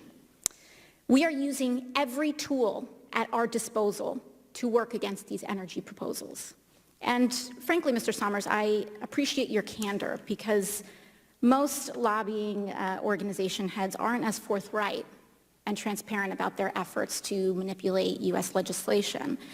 So what does that all-out approach look like? Am I correct, Mr. Summers, that the oil and gas industry overall, including the companies that you represent and members you represent today, has spent about $55.6 million in lobbying within the last 10 months, this year alone? That figure sounds right to you, correct? Congresswoman, thank you for your question, but let me clarify something, first of all, about who the American Petroleum Institute is. Our mission, first of all, is that we're a standard-setting organization for the global oil and gas industry. Mm-hmm. We maintain over 700 standards in the areas of health, environment, and safety. In addition to that, we advocate for the oil and gas industry. Mr. Summers, is that figure $55.6 million in lobbying funds correct or not? I have limited time. Congresswoman, I don't have those numbers at my disposal. Well, according to our disclosures, that seems to be the figure, but I will move on. I would like to turn my attention to Mr. and I apologize, we just simply don't have much time allocated here. Mr. Woods, as the CEO of Exxon Mobil, are you familiar with an individual by the name of Keith McCoy? I am. He was one of your top lobbyists, correct? He was a senior advisor in our Washington office. I see. Now, earlier this year, McCoy was recorded in a private session as saying, quote, "I liken lobbying to fishing. You have to bait. You throw that bait out there just to kind of reel members of Congress in because they are a captive audience. They know that they need you and I need them." And he also alluded to having weekly calls with certain members of Congress as debates around reconciliation were being formed. Are you aware of these calls? I'm not aware of the calls. You are not aware of the calls. Have you participated in any calls with members of Congress throughout this process of reconciliation and infrastructure? I have. You have. Are political donations ever discussed during your calls with members of Congress? No, they're not. They are not. Does your compensation package increase as a result, the value of your compensation increase as a result of increased production from Exxon's refineries? No, volumes from our refineries are not part of my compensation. Is your compensation tied to Exxon's stock price?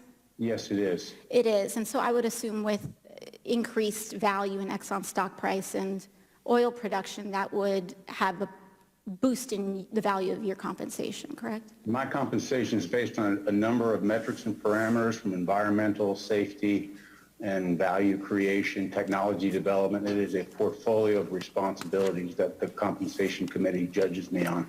Thank you very much. You know, I think one thing that often gets lost in these conversations is that some of us have to actually live the future that you all are setting on fire for us. By 2028, crop yields are already projected to begin to fail, with famine beginning to hit the world's most vulnerable populations. By 2038, current U.S. drought, fire, and extreme heat trends could potentially make whole regions of the United States unlivable if we continue the trends that lobbyists are trying to have us pursue. And we have a tipping point by 2036. We do not have the privilege or the luxury of lobbyist spin. And it is incredibly important that we don't reach net zero or in some imaginary future, but that we actually cut through to carbon emissions reductions here in the United States and globally. I submit back to the chair. Back. The gentleman from Texas, Mr. Fallon, is now recognized for 5 minutes.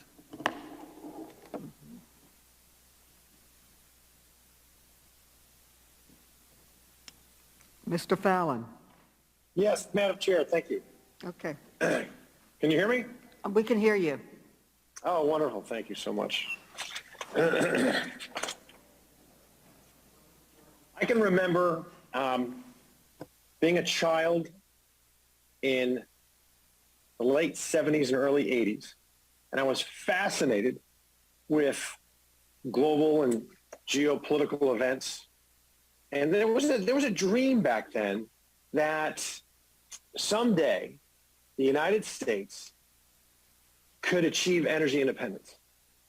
But see, at the time, there were long gas lines, there was an oil embargo, and I remember people were worried, and they were concerned, and they were scared. But this dream that seemed more like a pipe dream, we're on the cusp of achieving it now, of American energy independence. And it's remarkable to me that this administration and our friends across the aisle seem to be intent on us fumbling that ball. And unfortunately and unwittingly, their efforts are emboldening our enemies by hamstringing our own energy industry. Canceling the Keystone Pipeline was a horrible idea. And the fact of the matter is, since 2000, the United States has been not only a leader in energy production in the world, but also in reducing CO2 emissions. And these are both remarkable achievements. And we should do everything in our power to continue to facilitate this kind of success. And the energy industry, let us not forget, is responsible for 10 million high-paying jobs in this country. And it's also a national security issue. We had a few months back, former Secretary of State Mike Pompeo in Washington. And he talked to us about how he felt empowered as America's top diplomat on the world stage with foreign leaders because they wanted to engage with the United States. One of the primary and specific reasons was because of our abundance of fossil fuels. But some of the folks in Congress seem to be intent on us letting Venezuela and Iran and China and Russia, countries that aren't as committed to the safety, they don't have the protocols and the precautions and the procedures and the commitment to safety that we do in this country. That's why we should be exploring offshore and drilling Alaska and Keystone and the Keystone Pipeline, because this country, when we produce energy, it's safer for the environment. It's better for everyone on the planet. And there is a definite moral case to be made for the fossil fuel industry and fossil fuels as a whole.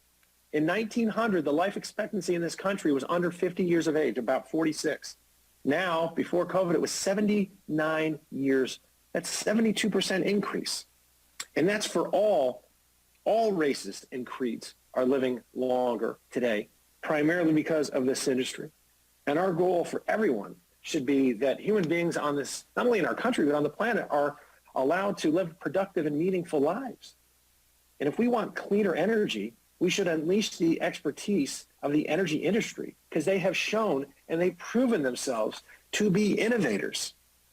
And we had a committee hearing demonizing the oil industry a few months back. And one of the witnesses then were saying about, we're going to be judged in history. In fact, one of our colleagues just said that, made some rather hyperbolic comments about how the future is being set on fire. But of course, crying that the sky's going to fall. By 2028, these dire predictions won't come true. And in 2038, they won't come true, just like so many have in 2000 that said that Florida would be underwater by 2020. They're not. But we will be judged by our actions today, and we will be judged in history. Just like so many of our folks in the Democratic majority that are going on wild, multi-trillion-dollar deficit spending binges, that they're saddling our future generations, our children, my sons, with a crushing debt and forcing them into an inevitable and untenable financial crisis. So if we want more abundant and inexpensive and cleaner energy, which we all should do, these witnesses here should be the ones that we are supporting and applauding and not demonizing. Madam Chair, thank you, and I yield back. Thank you. The gentleman from Vermont, Mr. Welch, is recognized for 5 minutes. Thank you very much. The issue here is credibility. The oil companies, when they began producing oil, discovering oil, did not know about climate change. But they were the first to learn about it, and then learning about it, concealed it and denied it.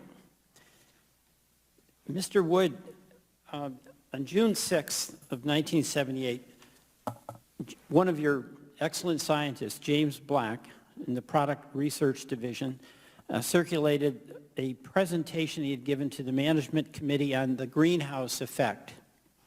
There's general scientific agreement that the most likely manner in which mankind is influencing the global climate is through carbon dioxide release from the burning of fossil fuels. That's a quote.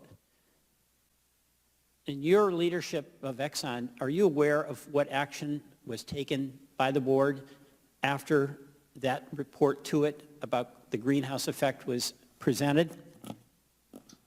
My understanding, Congressman, is that that report summarized the work of the broader scientific community, and the full reading of that report is consistent with the broader community. And well, let me go on. There's others here. As you know, I don't have that much time. In December 18 of 1980, Exxon employee Henry Shaw sent an internal memo saying, quote, an increase in the global average temperature of 3 degrees centigrade and uneven global distribution of increased rainfall, in addition to some particularly dramatic questions that might cause series of global problems, such as melting of ice caps. Did Exxon, to your knowledge, share that information, really crucial information, with the public at that time? I wasn't working for the company at that time. And so you're not aware that that information was made available? My understanding in November 12th, knowledge, we had no unique knowledge. We were basically... Well, let me just go through this, because these are records from your own company, all right? These are not fake news. This is internal documents. Exxon's, in November 12, 1982, MB Glazer Management of Environmental Affairs Program sent a memo to the Exxon management on the CO2 greenhouse effect, saying CO2 release is the most likely source of inadvertent climate modification. and the prevailing opinion attributes CO2 increase to fossil fuel combustion. And finally, it said that mitigation of the greenhouse effect would require major reductions in fossil fuel combustion. Did you disclose that to your shareholders, something that would be relevant to the value of your your assets? My understanding of those reports were a synthesis of publicly available information. No, I didn't ask that. I asked, did you disclose that to your shareholders in your report? That's my question. My understanding is it was summarized, it's a summarized. No, seriously. I'm not asking what it is. I'm asking whether that information was disclosed in your shareholder reports. I'm not familiar with my reports back at that. All right. 30 years ago. In February 22, 1989, Duane Levine presented a report to the board of directors. He stated, quote, data confirm that greenhouse gases are increasing in the atmosphere and fossil fuels contribute most of the CO2. To your knowledge, did Exxon disclose that to its shareholders? We made all of our research publicly available, Congressman. Was that, okay. I don't mean to be difficult because it's a simple question. Did you disclose it to shareholders? Yes, no, or I don't know. We made that research publicly available. Well, consistent with the broader in May 6 of 1996, nearly 20 years, let me go on, please. Exxon's Lee Raymond stated in a speech to the Economic Club of Detroit, the scientific evidence is inconclusive as to whether human activities are having a significant effect on the global climate. Do you agree with that? Congressman, our position taken at back in that time, as my understanding, was consistent with the general state of the scientific discussion. So you don't agree with Mr. Tillerson?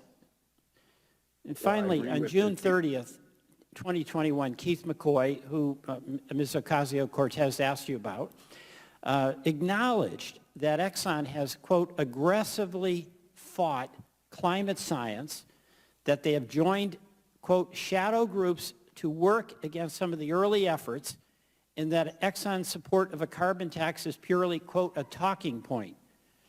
He said that Exxon's looking out for its investments. How is this knowledge that Exxon Mobil had about the dramatic impact of fossil fuels and climate change any different than Big Tobacco knowing about smoking causing cancer but denying it and continue to peddling its product? Explain to me the difference.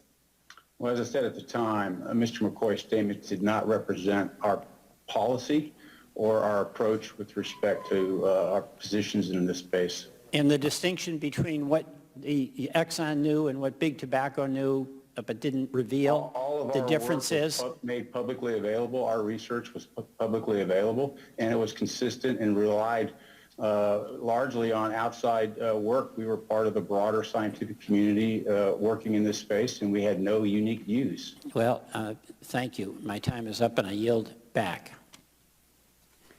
The gentleman yields back. The gentleman from Georgia, Mr. Clyde, is recognized for 5 minutes. Thank you, Madam Chair. I've noticed a trend going on here of holding hearings on legislation that has already passed the House, such as you did with H.R. 3755, the Abortion on Demand Bill, and the Equal Rights Amendment. As with that trend, I've begun to pick up on another trend that we're setting, and unfortunately, this one is more disturbing. The new trend is that this committee continues to use, or rather should I say continues to abuse, its power to conduct oversight into the private activities of private citizens and private companies, which ultimately results in nothing more than one big public shaming campaign. In my 10 months here in this committee, I have been made aware that my Democrat colleagues have leveraged both letters and subpoena threats to either compel private entities to appear before the committee or to hand over privileged and, mind you, protected materials for the committee staff to ransack.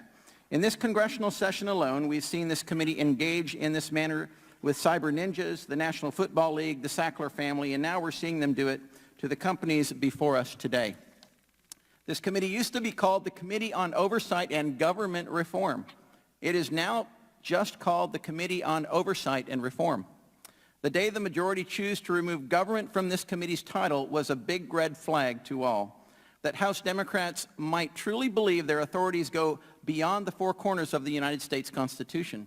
This committee should focus its oversight activities and investigation on government operations, not inject itself into private operations. To our witnesses, I want all of you to know that I support an all-in approach to ensure our nation is energy independent. History is no stranger to the energy crisis we're experiencing today, as once thriving towns and cities shuttered when the main driving force of the economy, the coal mines, closed. We are now seeing this chilling effect, particularly in the oil and gas realm, happen on a macro scale ever since President Biden enacted by executive fiat his green policies.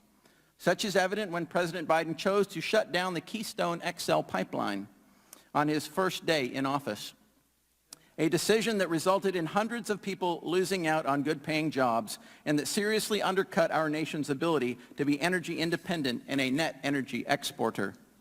And to add salt to an open wound, President Biden immediately green-lighted Russia's Nord Stream 2 pipeline when he chose to withdraw sanctions in May. The president's energy policy simply does not make sense. He demands we decrease domestic production, yet he pleads for OPEC to increase their production. OPEC refused, and this disparity in supply became the cause of skyrocketing gas prices Americans are seeing at the pump. Hardworking people and families are paying the price for these terrible energy policies, and seniors and families on fixed incomes especially are at risk of losing their homes and are being forced to choose between heating their homes or putting food on the table. And that's even before President Biden's proposed heating tax found in his absurd big government socialism spending bill called Budget Reconciliation. It's shameful, but again, you all have not been called here today to help us conduct oversight of the Biden administration's policies. No, you've been called here so my colleagues on the other side of the aisle can drag you through the mud. My first question is for Mr. Summers of the Petroleum Institute. Given the energy crisis, Mr. Summers, of countries in the EU and Asia, what they are currently experiencing, that many may argue that that is a direct result of pressures to prematurely divest from reliable fossil fuel development. How can the United States avoid a similar fate as the EU and Asia is experiencing, sir? Congressman, thank you for your question. I do think that there is a flashing warning sign in Europe right now as energy prices continue to go up. It is mainly a consequence of a lack of supply, and they're going to continue to need more energy as their economy grows. Another major concern that Europe should have is that one of the reasons why natural gas prices in particular have gone up is because Russia has decided not to export natural gas to the EU during this critical time.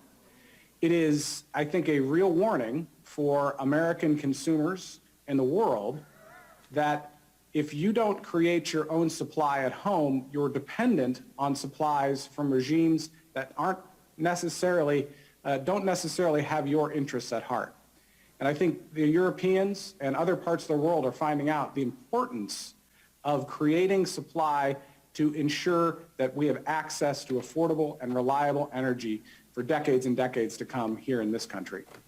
Thank you. I appreciate that, and I will note that our adversaries are very capable of using energy as a weapon, Russia, and we have done nothing but help them when we have green-lighted the Nord Stream 2 pipeline. And with that, I yield back, Madam Chair.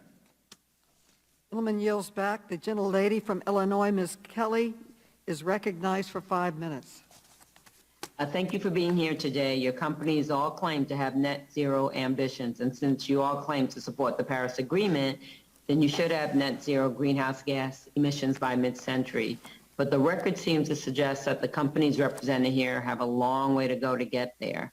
Ms. Watkins, in its February 2021 energy transition strategy, Shell said, and I quote, aligned with the more ambitious goals of the Paris Agreement to limit the average global temperature to 1.5 degrees Celsius above pre-industrial levels. Is that correct? That is the ambition of the Paris Agreement. Yes, that is correct. Thank you.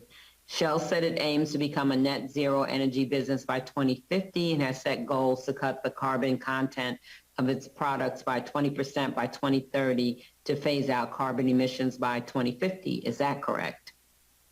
Net zero by 2050 is correct, yeah, and we just announced today a goal to cut our scope 1 and 2 emissions by half by 2030.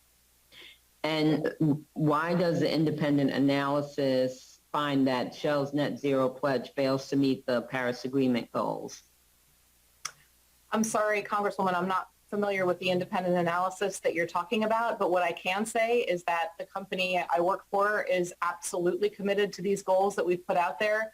My compensation is directly linked to that, and we look forward to continuing to accelerate the energy transition in collaboration with folks like yourself, the government, with our customers, with segments of the industry. This is something that we can't do alone as one company. It really needs to be done in collaboration with society and with the government. Okay. Yeah, from what I was reading, it says Shell's strategy only decreases oil production by 1% to 2% annually through 2030, while it increases gas production 4% over the same time period. And according to the 2021 United Nations Production Gap Report, the world must decrease oil production by 4% and gas production by 3% annually between 2020 and 2030 to limit warming to 1.5 degrees Celsius.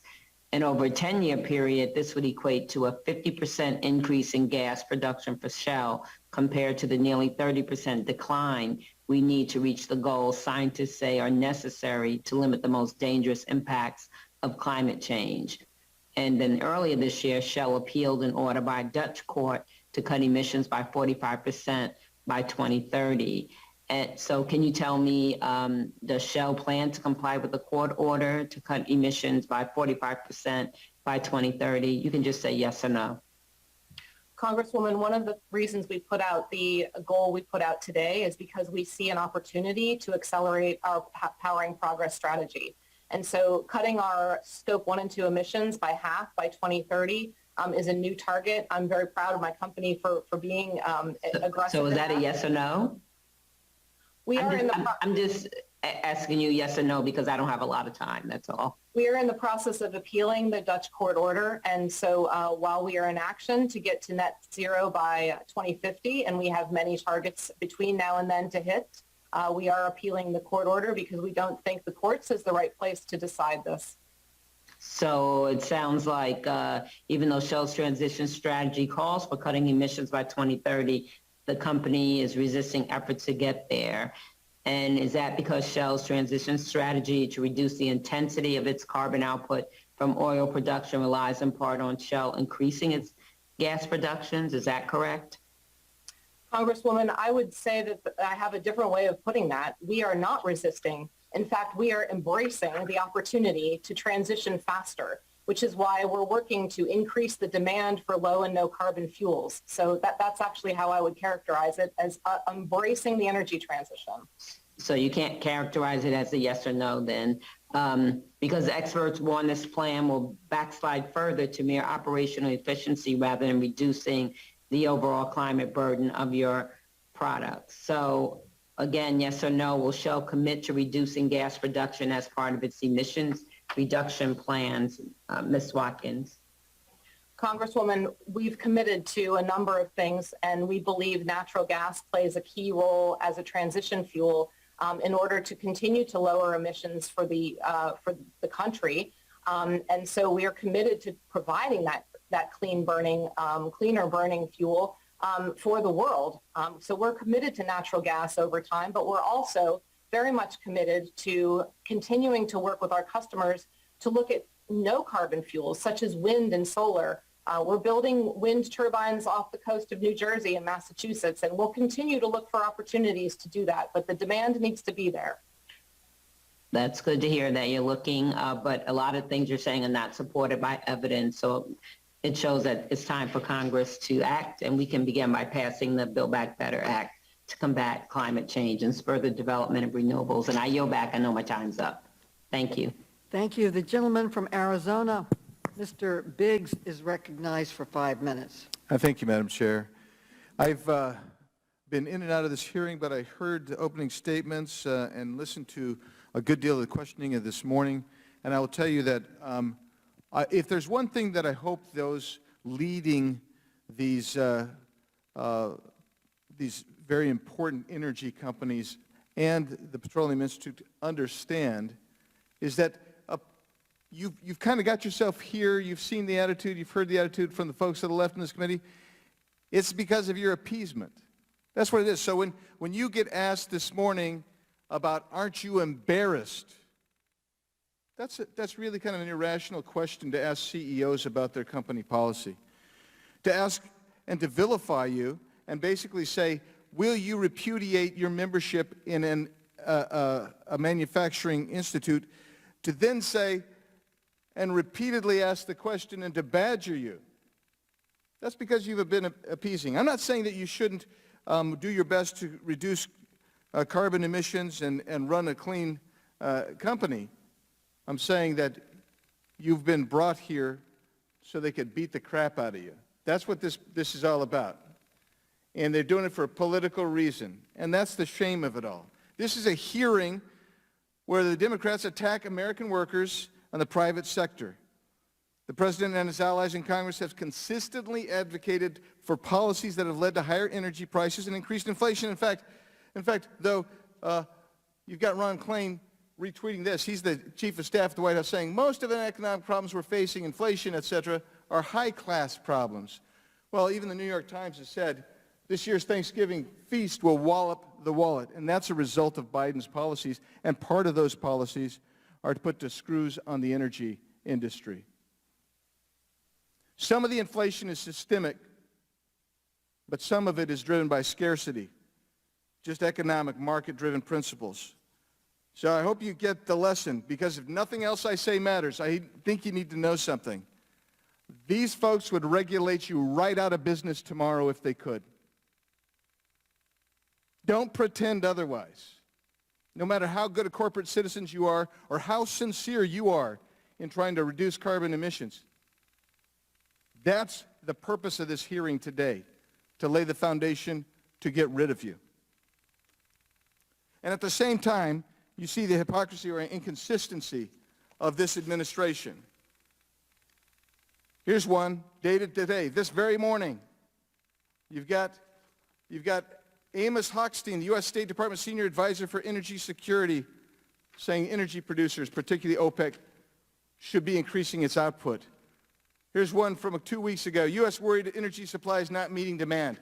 That is where we're headed in the future. What you do is important.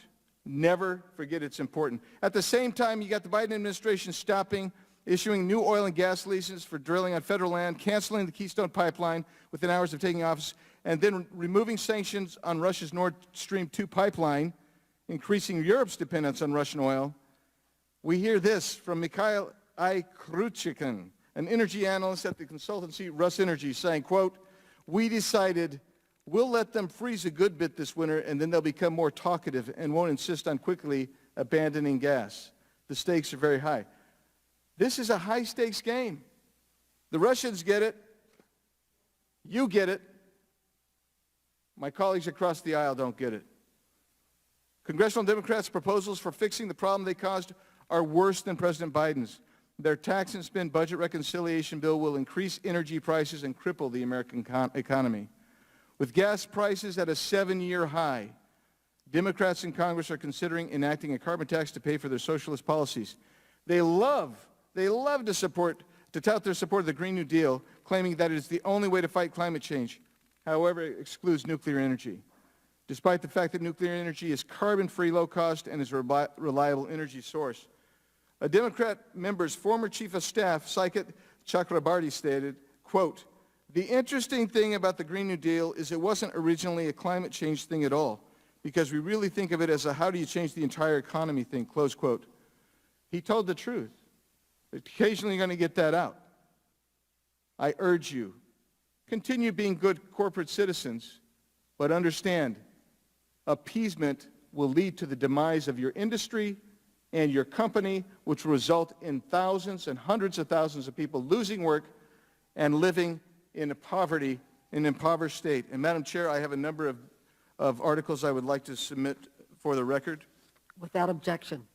I have one called Oil Eases with U.S. Urging Producers to Ramp Up Supplies, dated today's date. I have one dated from Reuters, dated October 7th. U.S. worried energy supply not meeting demand, top Biden advisor says. Then I have additional ones. Let's see here. We got, as Europe faces a cold winter, Putin seizes on the leverage from Russia's gas output, from the New York Times, dated yesterday. The gentleman's time has expired. We will submit all the articles you would like into the record. Thank you, Madam Chair. I appreciate it. The gentleman from Illinois, Mr. Davis, is recognized for 5 minutes. Thank you, Madam Chairman, for holding this hearing. And let me thank all of our witnesses for being here and being with us today. Mr. Woods, I'd like to ask you a few questions about your company's position on carbon pricing. Exxon's lobbying website states, and I quote, "Without exception, the company's lobbying efforts are aligned with its publicly available positions." Is that correct? Yes, it is. This reflects and refers to carbon pricing on carbon taxes. Is that correct? I'm sorry. Could you repeat the question, please? It relates to carbon pricing or carbon taxes. Is that correct?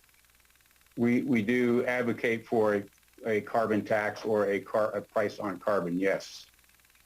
So is it fair to say that Exxon has taken a public position in support of a price on carbon? Yes.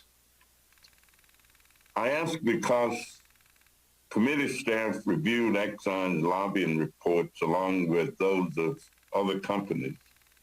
And the committee's analysis found that since 2011, Exxon and its lobbyists have filed 344 reports involving lobbying on tax legislation or tax policy. Does this figure sound about right to you? I don't have those numbers available to me. All right. Well, according to your company's filing, these lobbying efforts focused on a variety of legislative and policy issues, including protecting oil and gas tax breaks and preserving the corporate tax benefits in President Trump's signature tax spending bill. Since 2011, 46 bills have been introduced in the House and the Senate to deal with carbon pricing. Mr. Woods, would you take a guess at the number of Exxon's lobbying reports during this time that referenced a tax or price on carbon? I haven't seen the report, so I don't know what that number would be. Well, thank you. Our information says that 12, and that Exxon reported only 12 instances of lobbying on federal legislation that would tax or price carbon. Mr. Woods, your company's lack of action on an issue it says it supports sends a rather interesting signal. And this goes for all the organizations represented here today. Over the last decade, Exxon, Chevron, BP, Shell, API, and their outside lobbyists filed nearly 6,000 lobbying reports. The committee identified only 34 times that these companies and API reported lobbying on any of the bills that address carbon pricing. Meanwhile, they lobbied 77 times just on President Trump's tax cuts. If you do the math, it pretty much means that Exxon, Chevron, BP, Shell, and API reported lobbying 150 times more frequently to carve out corporate giveaways in President Trump's tax cuts and job action than on all carbon pricing legislation. So if it wasn't for the analysis that the committee released today, none of us sitting here would know what their pledges and that their pledges don't hold up under scrutiny. So I thank you for your answers and appreciate your being here. And Madam Chairman, I yield back. The gentleman yields back. The gentleman from Kansas, Mr. LaTurna, is recognized for 5 minutes. Thank you, Madam Chairwoman. Climate change is an issue that we need to be serious about addressing properly. The concern of this committee today, however, is climate misinformation. As it turns out, there's a lot of misinformation surrounding the energy crisis facing our nation. The truth is, Americans are experiencing the highest gas prices since the Obama administration. Record high inflation and spiking natural gas prices as we approach the coldest months of the year. It's no secret that as energy prices skyrocket, the cost to ship goods and keep the lights on for manufacturers goes up. And that increased cost is then passed down to the consumer. According to the Wall Street Journal's Market Watch, the latest monthly numbers indicate a 5.3% increase in the consumer price index. In my home state of Kansas, farmers have to pay for this administration's short-sighted and counterproductive policies in the form of record-high fertilizer prices, which have surpassed even the previous peaks of the 2008 global financial crisis. Instead of combating this crisis, the White House has doubled down on progressive policies that created this perfect storm of inflation in the first place and forced hardworking Americans to dig deeper into their pockets to pick up the tab. It's misinformation to suggest that these rising prices and taxes are a necessary evil in achieving our long-term environmental goals, especially when the U.S. is forced to outsource our crude oil and raw materials from countries with less stringent emission standards than us. The administration's policies also undermine our energy independence. The White House could have made it easier for American companies to increase domestic production and hire more U.S. workers. But instead, the president begged OPEC and Russia to increase global output to combat the spiking fuel prices. Dependence on Russia and China to fuel our country's base load and power our electric grid is a national security threat and does nothing to mitigate carbon emissions globally. Some of my colleagues seem to think it's impossible to have both affordable, bountiful, and innovative energy while also having clean air and water. That is simply not true. Oil and gas produced here in America is among the cleanest and safest in the world. The United States has been a world leader in reducing carbon emissions over the past 2 decades without socialist policies or complete reliance on inconsistent sources like wind and solar. The data proves that the private sector is tackling climate change without burdensome federal regulation, and Congress should continue to allow them to do so. Mr. Summers, can you describe some of the ways that the Green New Deal policies, particularly included in the reconciliation proposal, would affect your industry? Congressman, thank you for your question. We as an industry have taken on the climate challenge, and in fact, API released earlier this year our Climate Action Framework, which is a 5-step plan to address the climate challenge as an industry. That includes 3 of those actions are actually things that we're going to do even if Congress doesn't act on climate change in this Congress or in the future, because we know it is a challenge and we know it has to be addressed. And we know that this industry has the technological know-how and the engineers in place and the scientists and geologists in place who can tackle this challenge from the private sector. Notwithstanding that, we do believe that Congress should also act on climate change. And because we disagree with some of the provisions in the reconciliation package, doesn't mean that we don't take climate change seriously. We do have some concerns about what is currently in the package, and we've worked to educate lawmakers on those concerns. One of the concerns that we have is the proposal of a natural gas tax that would potentially increase costs on consumers during a time when energy prices are already spiking. One of the original proposals also included a clean energy performance payment plan that did not include natural gas.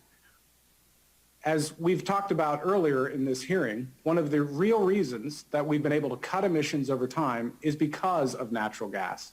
We need to continue to incentivize that fuel switch from coal to natural gas so that we can continue on that road to progress of cutting U.S. emissions. Thank you. Thank you, Madam Chairwoman. I yield back. The gentleman yields back. The gentlelady from Florida, Ms. Wasserman Schultz, is recognized for 5 minutes. Thank you, Madam Chair.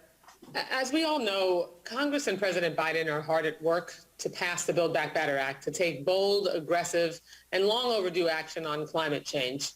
But many of the witnesses today vigorously oppose key climate provisions in the Build Back Better Act. I find that offensive, being from ground zero in the state of Florida, where climate change and its impact is not a someday thing, it's a right now thing. And according to Influence Map, for example, BP, Shell, Exxon Mobil, and Chevron collectively spend more than $150 million every year on lobbying and policy influence activities. But they do this to protect their trillions of dollars in revenues. Ms. Clark, my first question is for you. How much has the Chamber of Commerce spent to defeat the Build Back Better Act? Sorry, I don't have that number off the top of my head. Well, give me a ballpark. I really couldn't. You have no idea how much the Chamber of Commerce has spent on lobbying targeted at the Build Back Better Act? No, I don't. You're not doing your job very well if you don't know that answer, but I'll just give you an idea. Just in September, the Chamber launched a 6-figure ad campaign just to pressure House Democrats to try to vote down the reconciliation package. And, for a while, the Chamber actually participated in House GOP leadership strategy calls to defeat the reconciliation package. Perhaps you weren't aware of that either. But that's something that actually happened. The Chamber released a statement earlier this month that said that the Chamber is continuing and expanding its efforts to defeat the reconciliation bill and opposes efforts to link the infrastructure bill to the reconciliation bill. That's just grossly irresponsible, and what you should be doing is working towards trying to find compromise, not just spending millions of dollars to defeat something and work against our progress on climate change, on addressing the climate change issue. Mr. Summers, what about the American Petroleum Institute? What did API spend to defeat the Build Back Better Act? Congresswoman, we've worked to influence the process, particularly on issues that would affect oil and gas. Reclaiming my time, my question is, to the tune of how much money? Congresswoman, I don't have those numbers at my fingertips. Yeah, I assumed you would answer that. You would answer that way. But let me just illuminate things for folks listening to this. API used its front group, Energy Citizens, to flood Facebook with hundreds of ads in 140 congressional districts aimed at in opposition to the reconciliation package. Here's a bewildering example of hypocrisy. The Build Back Better Act contains provisions to tackle, for example, methane pollution from oil and natural gas production, which API claims to support the reduction of methane emissions.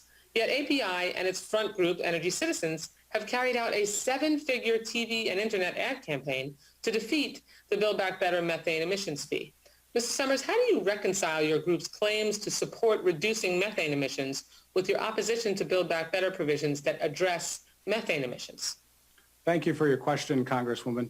In fact, the American Petroleum Institute supports the federal regulation of methane for both new and existing sources. We expect the new regulation to come out soon from the Biden administration, and we've been working with them on making sure that that regulation makes sense and that it's reducing methane emissions over time.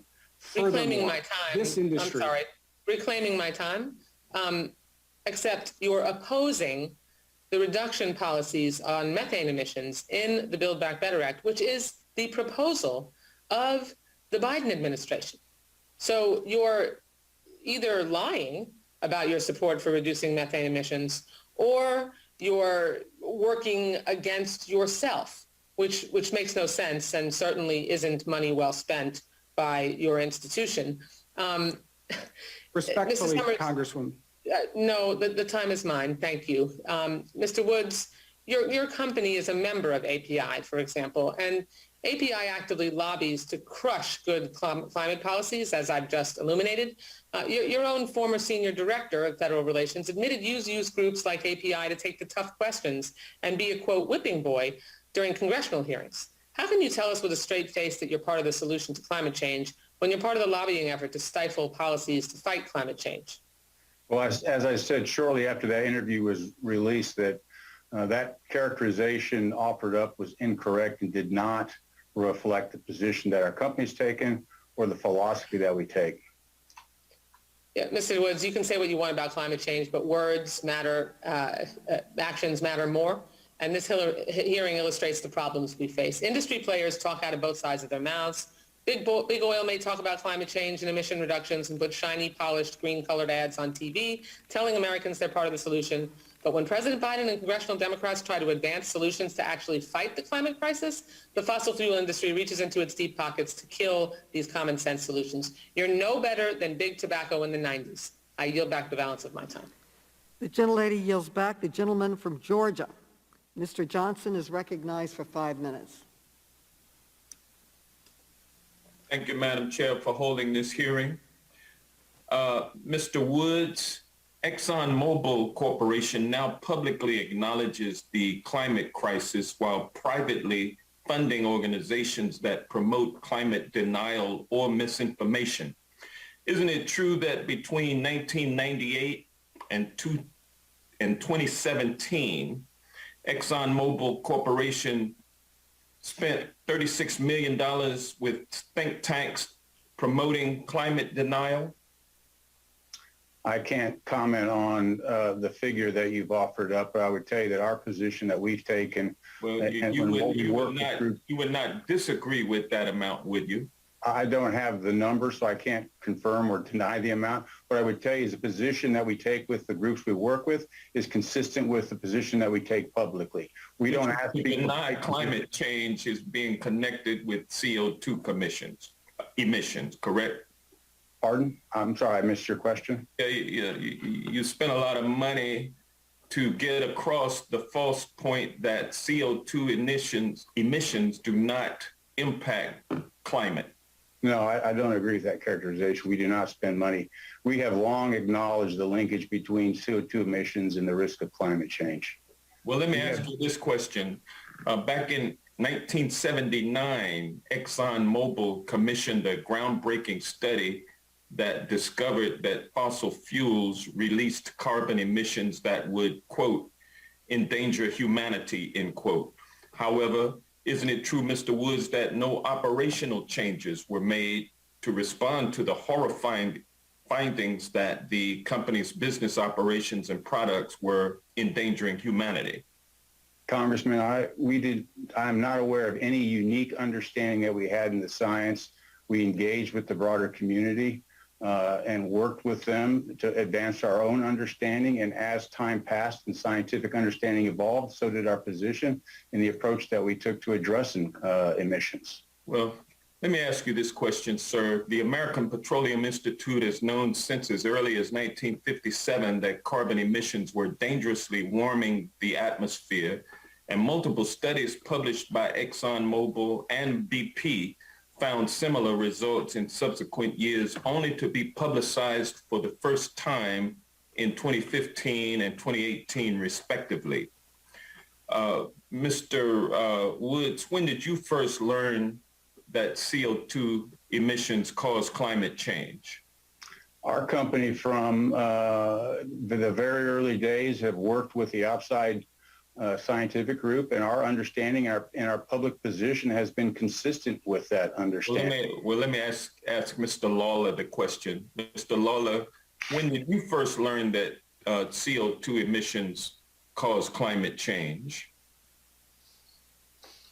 Thank you for the question. So BP was aware early on, very early on, that Was there it was... before 20, was it before 2018? I would say before even in the 90s and 80s, we were aware of reports that were out there. There was a lot of science. There was a lot of debate that was published during that time period. But I would say that BP focused on the landmark IPCC study in 1996. And in 1997, our then CEO, John Brown, acknowledged that the scientific community I want to break in right here. Research shows that between 2010 and 2018, only 2.3% of your investments per capital expenditures went to low carbon energies. Is that true? Yes, sir, it's true. But what I would say is that... And isn't it also true, Mr. Lawler, that BP earned $183.5 billion in 2020? I'd have to check that figure. I know in... that means you could not tell me how much of that $183.5 billion was reinvested in clean energy production? Well, are you speaking to revenue or profit? That number seems... Well, you would know better than I. Well, we had a... You actually profited $183.5 billion in 2020. Well, we had something called a replacement cost profit of around $4 to $5 billion in 2020. Well, my question is, how much of that was reinvested in clean energy production?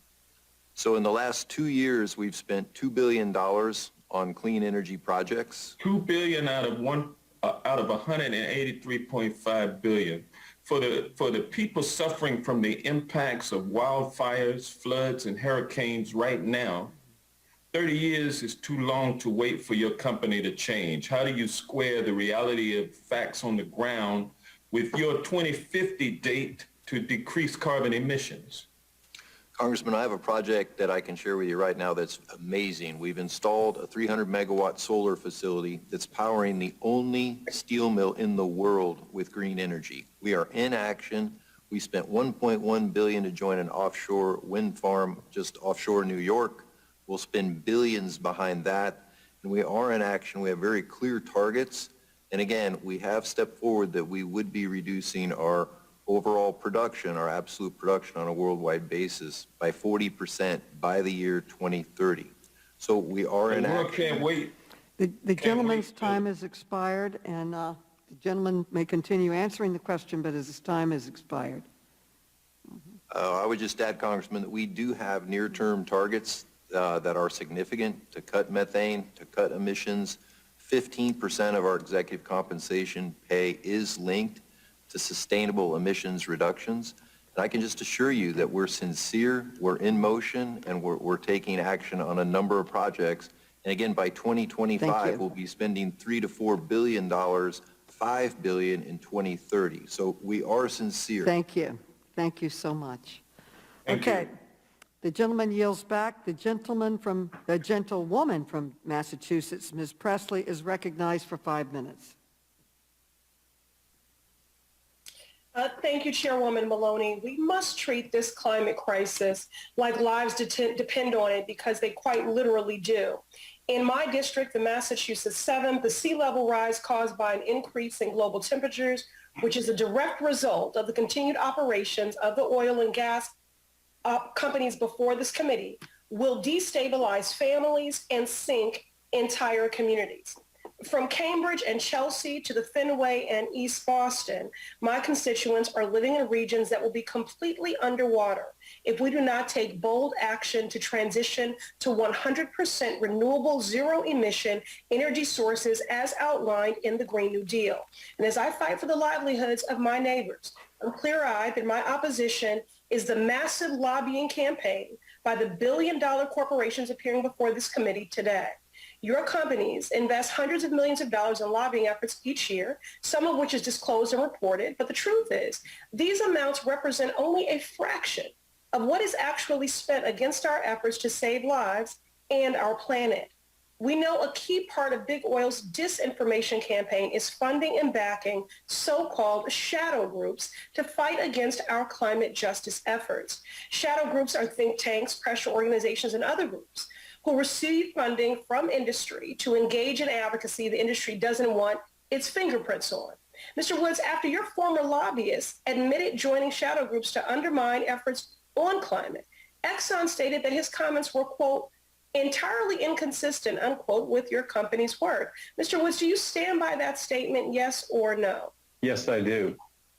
Mr. Woods, is it your testimony that Exxon has not at any point funded any think tanks, advocacy organizations, or other shadow groups against climate change efforts? Yes or no? The position we take is transparent, and we publish the groups that we support on our website.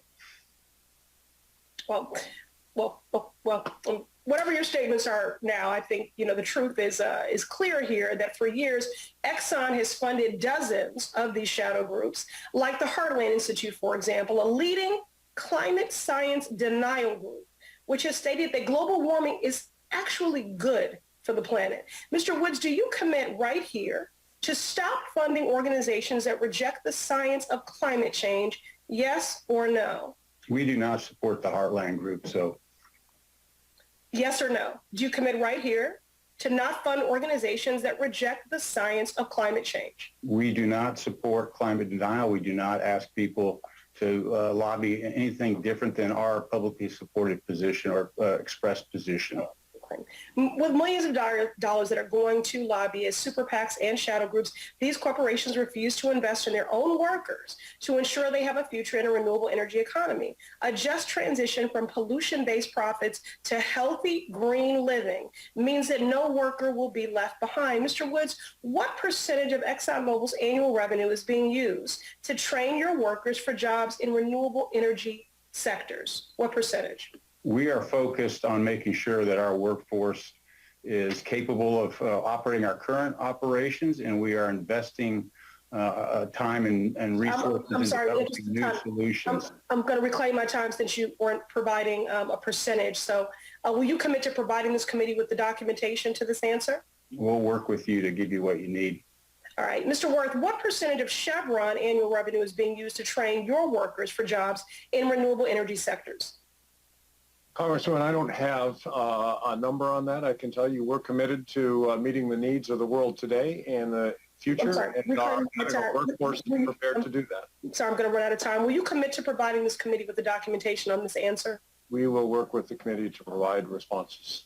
All right. Ms. Watkins, what percentage of Shell's annual revenue is being used to train your workers for jobs in renewable energy sectors?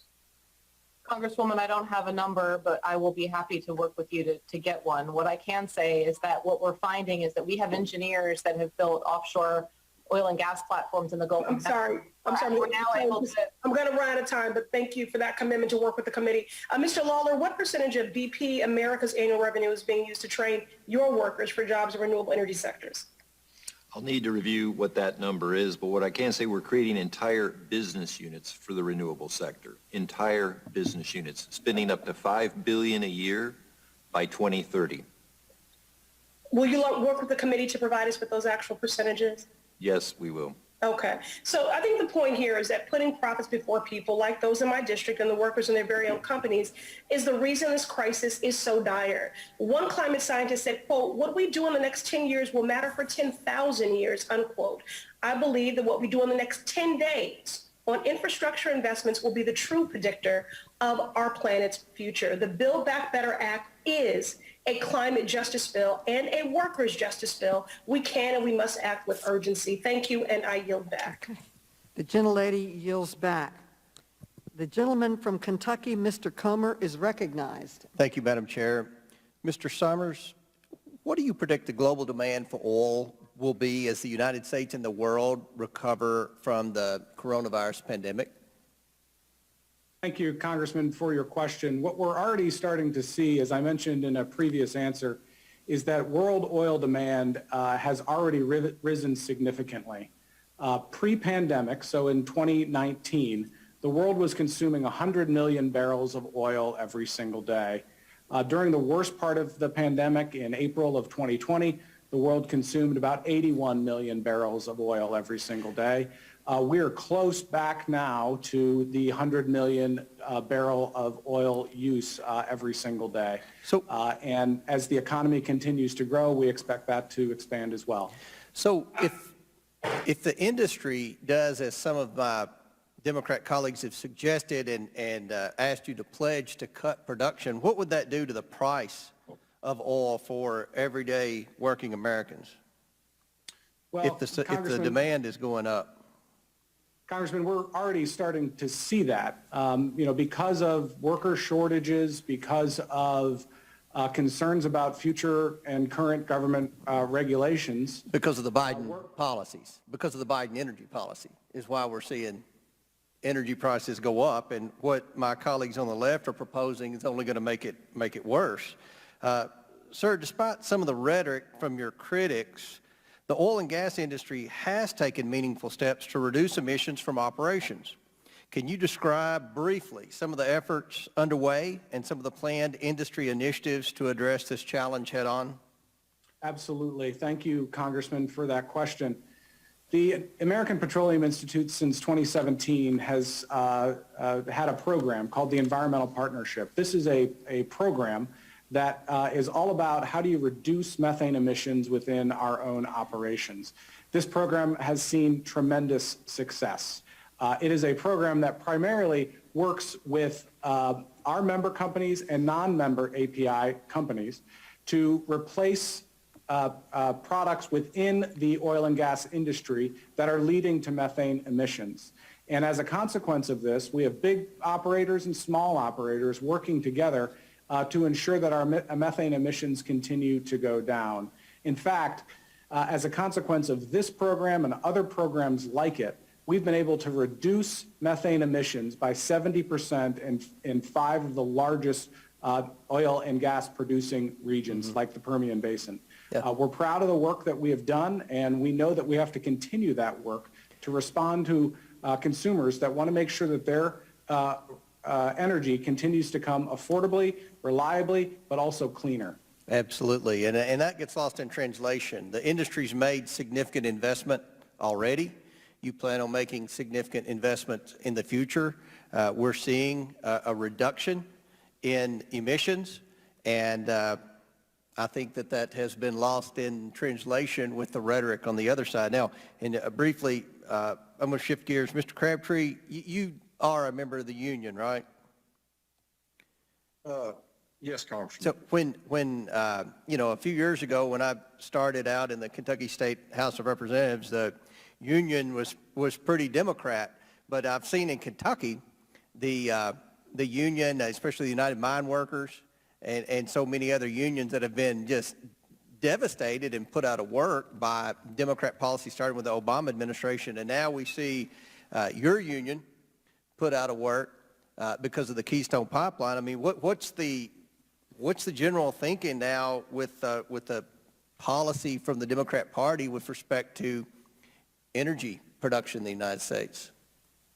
Well, I mean, it's always been in my opinion that I don't care if you're a Democrat or Republican or independent, I'm going to vote for who's going to put me to work. And right now, the president has decided to put us out of work. So, of course, I'm not going to support him. I wish that President Trump could have won re-election. That's an honest statement. Well, I think a lot of people share your sentiment. My last question to you, sir. If the United States went totally green tomorrow, as some of my colleagues on the left dream about, and eliminated all oil and gas jobs, would Americans be able to power their homes or get their families to work or school? I think you know the answer to that question, Congressman. I know it, but I don't think my friends on the left here know it, so maybe you can answer that for them. There's so many things that we use that are made from petroleum products. It's just, I can't conceive living in a world where we're going to be carbon neutral or free. Thank you, sir. Madam Chair, I yield back. The gentleman yields back. The gentlelady from Missouri, Ms. Bush, is recognized for 5 minutes. St. Louis, and I thank you, Chairs Maloney and Tana, for convening this timely hearing. Thanks in large part to those testifying today and the corporations they represent. St. Louis has 11 more 90-degree days per year than when I was born. Mr. Lawler, are the overwhelming majority of fossil fuel CEOs black or white? No, I don't have the exact numbers, but I would assume they're white. Yes. Ms. Watkins, is an oil refinery more likely to be situated in a black community or a white community? I'm not sure how to answer that, honestly. We've got oil refineries along the U.S. Gulf Coast, and we're very proud to be community members there. Well, it's black. Yeah, it's black. Mr. Word, are the impacts of climate change more likely to hit a black neighborhood or a white neighborhood first? Congresswoman, I have not seen studies that would allow me to give you The answer is black. The facts are clear. A 2017 NAACP and Clean Air Task Force report found that black Americans are 75% more likely to live next to company, industrial, and service facilities that directly harm us. For years, you all have continued to promote fossil fuels despite knowing that promoting them means promoting environmental racism and violence in black and brown communities. You all are still promoting and selling fossil fuels that are killing millions of people. This is a striking example of white supremacy. Your profit-driven choices threaten my life, the lives of my family, my neighbors, and our communities every single day. I sit before you as a black congresswoman with asthma caused by fossil fuels and the tear gas you fund. I have a lot of questions, let me say. Mr. Woods, as CEO, are you responsible for what Exxon does? Yes or no? It's just a yes or no. For what Exxon Mobil does, yes, I am. Thank you. Thank you for that answer. It's not a coincidence that toxic waste is frequently dumped in black communities like mine. When toxic waste combines with fossil fuel flooding, the impact is unspeakable. My old basement in St. Louis County in a predominantly black neighborhood used to regularly fill with potentially radioactive waste next to my son's bedroom due to floods made more frequent and intense by your production and burning of fossil fuels. Public school playgrounds in St. Louis regularly flood with radioactive water. Mr. Woods, would you send your children to one of these schools? Yes or no? I'm sorry, could you repeat the question, please? Would you send your children to one of the schools where radioactive waste, where we have this flooding? Thank you. I would not. Thank you. And I don't want to either, neither does my community. It's not a coincidence that our communities are more likely to flood. You have known this flooding was coming for years. Ms. Watkins has too. Ms. Watkins, in the 1988 Shell report on page 26, it says large low-lying areas like Bangladesh may need to be abandoned. Ms. Watkins, does that bother you that your company deemed a country of 98 million brown people expendable in exchange for storing profits? Yes or no? It's just a yes or no.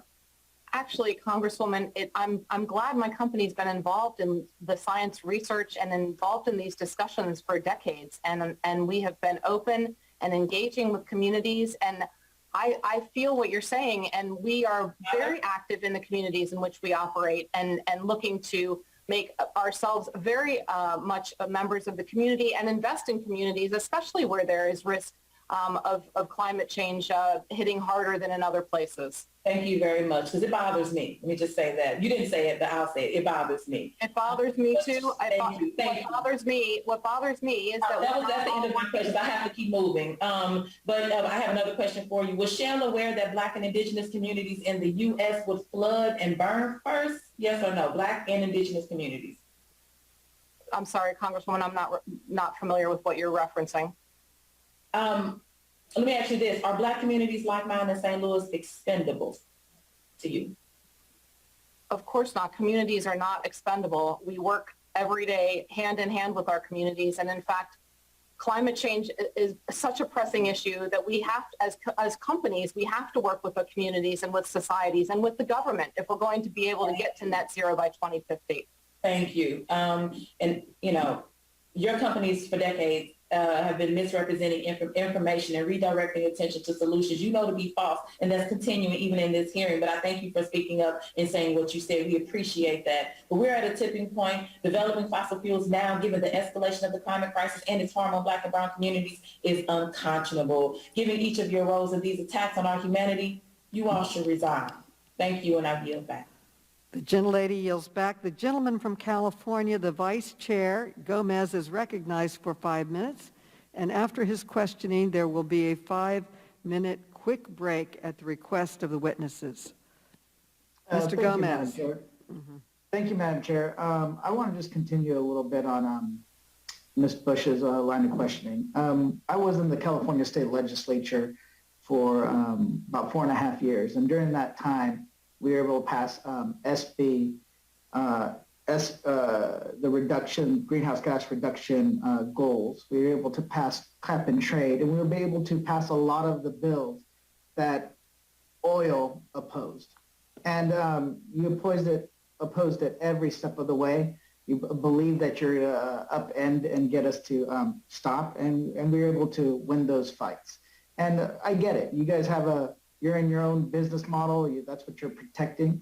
But we're fighting across the board for communities in California, but also in the country, especially when the fact that the climate crisis disproportionately impacts communities of color. Those are the ones that are most likely to not get the jobs in the oil fields. They're the most likely the ones not to see the direct benefits, but also get the dirtier air, the dirtier water. They're the ones that are always in the path of the destruction from the oil industry. So one of the things I want to really kind of focus in is like I said, Corey Bush's questioning. Let's start with Mr. Worth. Do you agree the impacts of climate change are worse for vulnerable communities or communities of color and low-income communities? Well, Congressman, this is a very important issue, I think, for society. So I appreciate you allowing us to continue the conversation. Yes or no? I mean, do you agree that climate change is worse for low-income and communities of color? Congressman, there are many different studies, opinions, and assertions on where and how climate change will manifest itself. I know. I mean, Mr. Worth, I mean, listen, I know people that work for you, and I respect them very well. Just simple. This was a fight that we fought in California. Yes or no? If you can't answer that, then there's no really reason to ask you the other questions. Do you believe climate change is worse for communities of color and low-income communities, yes or no? Congressman, I don't have the ability to answer that. I think the manifestation of climate change. Yeah, I'll take that as you're a no. Okay, Mr. Worth, Chevron's business code of conduct includes the following principle, quote, protect people and the environment. So when Chevron states that the company has an ethical obligation to protect communities, does that include communities of color, yes or no? Congressman, absolutely. Chevron strives to be a force for good in the communities in which we operate, and we're committed to continually improving our environmental and social performance, especially in communities that are most vulnerable. Thank you. I'm glad that you see that. Low-income communities and communities of colors are on the front lines of coping with climate change and the legacy of fossil fuels. Ms. Worth, do you believe Chevron has a moral obligation to prevent the negative health conditions and impacts and death caused by your products and the use of your products? Congressman, I think we have an obligation for doing our part to respond to this great challenge that we've spent all day talking about. Can you answer yes or no on that question? Yes or no? Just yes or no, if you see that you have a moral obligation to prevent the negative health conditions and impacts caused on people by the use of your products. Congressman, we have an obligation to support people in their livelihoods with affordable, reliable energy, with good jobs, and doing our part to reduce the carbon intensity of the energy system. Thank you, Mr. Worth. Ms. Watkins, I want to kind of go over to you. Shell has said that they have a goal of offsetting 120 million tons of CO2 by 2030. Is that correct? We have a goal that we just announced today of reducing our scope 1 and 2 emissions that we control by 2030. Okay, if Shell is committed to reducing its environmental impact, then why does your plan plan to appeal a recent court ruling in the Netherlands mandating Shell to reduce its emissions by 45% by 2030? Yes, we're appealing that court ruling because we feel that that is not something that should be decided in the courts. And we are actively looking at accelerating, we are accelerating our Powering Progress strategy as evidenced by the new target that we put out today. And we look forward to continuing to work with governments like yourself, with society, in order to accelerate the demand for cleaner. Let me redirect the question. You mentioned scope 1 and 2, but you leave out scope 3. And scope 3 emissions are 90% of your emissions. So how do you plan on reducing it by 120 million tons by 2030 if you're not targeting the 90% of your emissions? The gentleman's time has expired, but the gentleman may answer his question. Yes, so our scope 1 and 2 emissions by half by 2030. I don't know the exact tonnage of that. That number is not familiar to me, but what I can say around scope 3, and you're right, it is the vast majority of the emissions is created from the products, the use of the products that we sell. We will be net zero, including scope 3 by 2050 in step with society. That is our target for 2050. It includes scope 3. Okay. Your press release says 100. The gentleman's time has Thank you. expired. I'll go back. And I now am calling for a quick 5-minute recess. It is a request from the witnesses.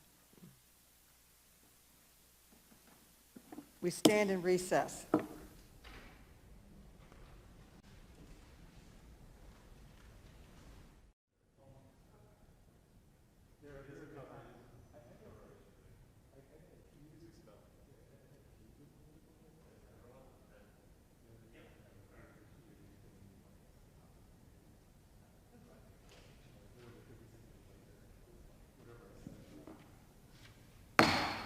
The meeting will come to order.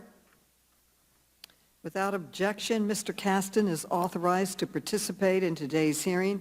Mr. Caston, you are recognized for 5 minutes. Thank you, Madam Chair, and thank you to all our witnesses, for I know it has been a long day.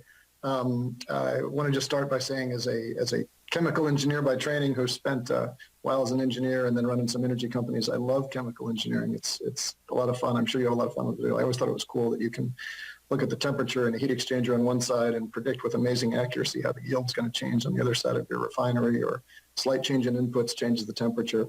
And I think it's no surprise that, it's organizations like yours who employ a lot of smart people like that.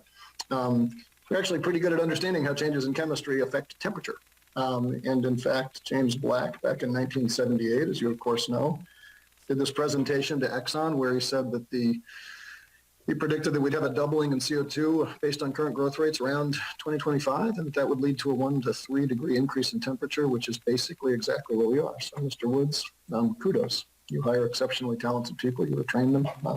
That's one of the talents of a CEO. I commend you. We know that in the light of that information, you denied, you funded the Global Climate Coalition, you funded Willie Soon's research that was and contrarian climate science. And I don't want to go into that. You've had those conversations already. But I do want to talk about something that's in the news this week, which is that we've got all this information coming up that Facebook is phenomenally good at sowing disinformation. Not only can they not stop it, but they're actually really good at inflaming it. They can convince people that vaccines are bad. They can convince people to take horse medicine, for goodness. They can even convince people that it's patriotic to attack the United States Capitol. Good people. So in light of that, in light of this amazing information, amazing tool to spread disinformation, in light of the fact that you guys have actively worked to spread that disinformation, it is intriguing to me that in 2021, according to Influence Map, Exxon has spent $4 million on Facebook ads. 75% of that money has been since June. And in fact, your digital advertising spend was running $50,000 a week in March and got up to $600,000 a week in October. Mr. Woods, do you dispute those numbers about your advertising spend? I don't have those numbers available to me. So sound about right though? I don't have a good view of those numbers today. Could you speculate on what might have been going on in the last month that would cause you to rapidly increase your spending on a platform that's designed to amplify disinformation? Well, Congressman, I would first make the point that I think differences of opinion are not information. Respectfully, sir, the laws of thermodynamics are not negotiable. We're not going there. I just want to know, do you know why you are amping up your spending on Facebook in the last few weeks by a factor of 12? I don't know what our spending in Facebook is, so it's hard for me to comment on what's changed. Okay, well, there is this Build Back Better Act going on that seems to be getting a lot of attention. It certainly seems dispositive. Mr. Summers, that same analysis analyzed 25,000, a little over 25,000 ads from the fossil fuel industry. They found that 20% of those were from American Petroleum Institute that were promoting natural gas as a climate solution. Now, again, I go back to my friends in the chemical engineering sector. Methane is about 84 times as potent a greenhouse gas chemical as carbon dioxide. When it's initially released, it lasts a little over a decade in the atmosphere and then breaks down. Over 100 years, it's about 30 times as impactful. Over 20 years, which is kind of the time we have to get to zero, 84, which means that somewhere between 1% to 3% leakage rate in the system, and methane is actually worse than coal. And you all are out there promoting this as a part of the climate solution. Let's call it 2%, just to be even. Mr. Summers, do you dispute that methane is a 80 times more potent greenhouse gas than CO2? Congressman, thank you for your question. Natural gas has led So to... just asking for a yes or no. Do you dispute that it's 84 times as potent?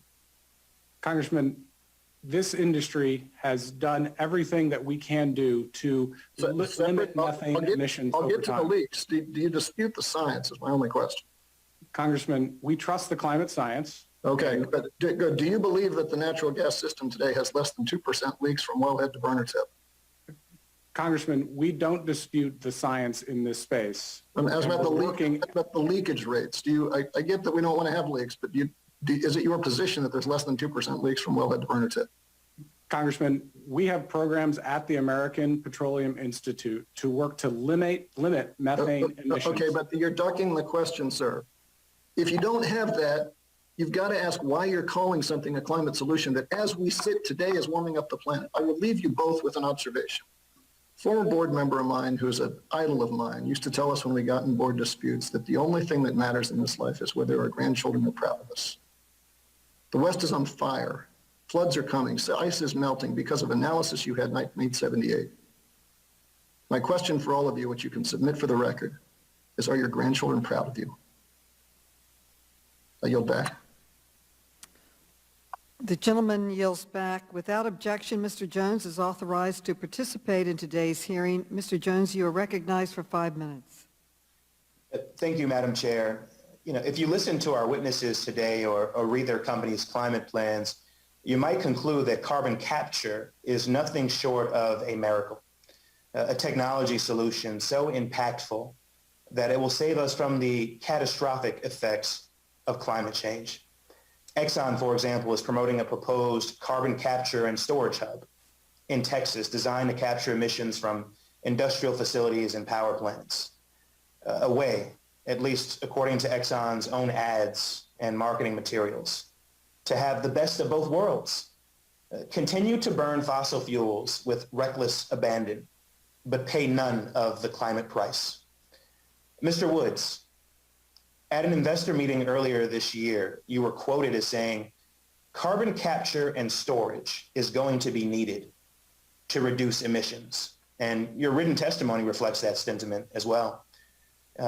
Today, there are 13 active commercial carbon capture and storage sites in the U.S., according to the Global CCS Institute's 2020 report.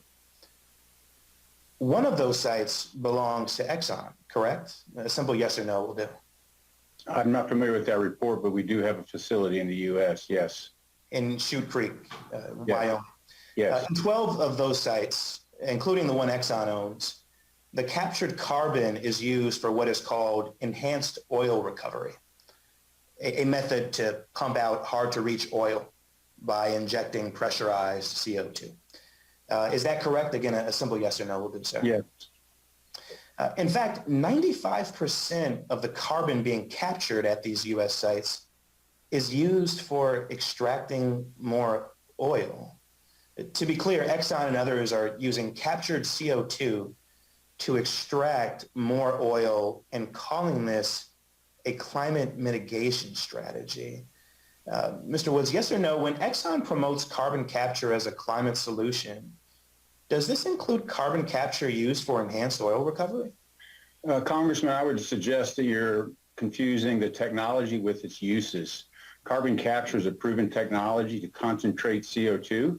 And then the question is what you do with that concentration. We can store it. Our Houston hub is to capture that CO2 and then store it in aquifers offshore. It would not be used for enhanced oil recovery. So there's a difference between the technology and then what you use the technology for. So Mr. Woods, I'm sorry, I do have other questions. I just want to get a yes or no answer. When Exxon promotes carbon capture as a climate solution, does this include carbon capture that's used for enhanced oil recovery? Or yes or no? Our focus has been to capture CO2 and sequester it, not for EOR. Okay. So even though the overwhelming majority of existing carbon capture technology deployed is ultimately used to extract even more fossil fuel, Exxon plans to increase investment in carbon capture as a way to, quote, be consistent with the goals of the Paris Climate Agreement. But the truth is carbon capture might help the fossil fuel companies extract more oil, but it won't do anything to prevent us all from paying the catastrophic costs of the climate crisis. To make enhanced oil recovery work from a climate perspective, Exxon, and to be fair, the rest of the fossil fuel industry as well, would need to capture and store an ever-increasing amount of carbon, for which there is neither the technological capacity or infrastructure at scale to meet our 2030 or even 2050 obligations under the Paris Climate Agreement. The U.S., as you know, is committed to reaching net zero emissions by 2050. But Exxon's carbon capture facility has only been able to capture and bury less than 20% of the carbon produced by the single plant on which it operates. Mr. Woods, how do you expect to capture enough of Exxon's future emissions from extraction, transportation, and other company operations to remain consistent with the country's net zero obligation? Congressman, that's the big challenge we all face, moving from one energy source to another, and it has been widely recognized in order for society to be successful by the IPCC and the IEA that carbon capture will play an important role in that, and the policy to support implementation of carbon capture will be important to achieve society's objectives.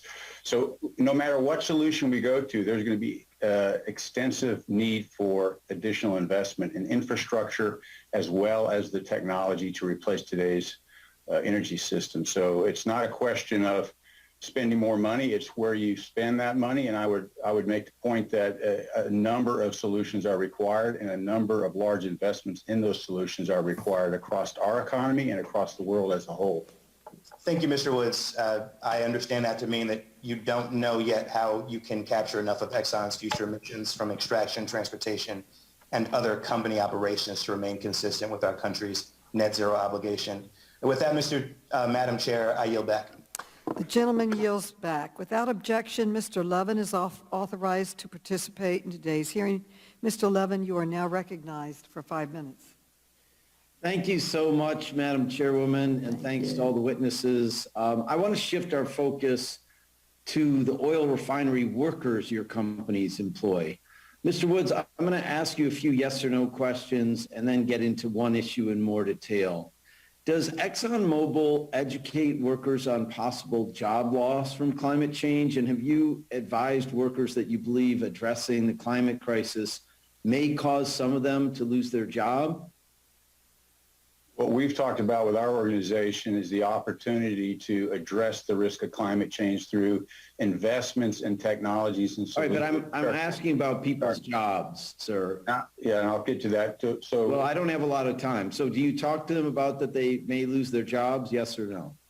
We believe that the transition will involve capabilities and skill sets that are consistent with our existing businesses. So there's an opportunity to evolve those jobs into different applications like carbon capture, like biofuel. So do you have specific programs in place to retain and protect the workers that you currently employ?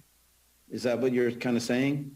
No, what I'm saying is as the world transitions and as the solutions that are going to be required, like hydrogen and biofuel and carbon captures, those investments will require workers to operate those facilities, and the skills of those workers are very okay. I understand. So would you say that from your perspective, the company considers the well-being of your workers when you're making new business decisions?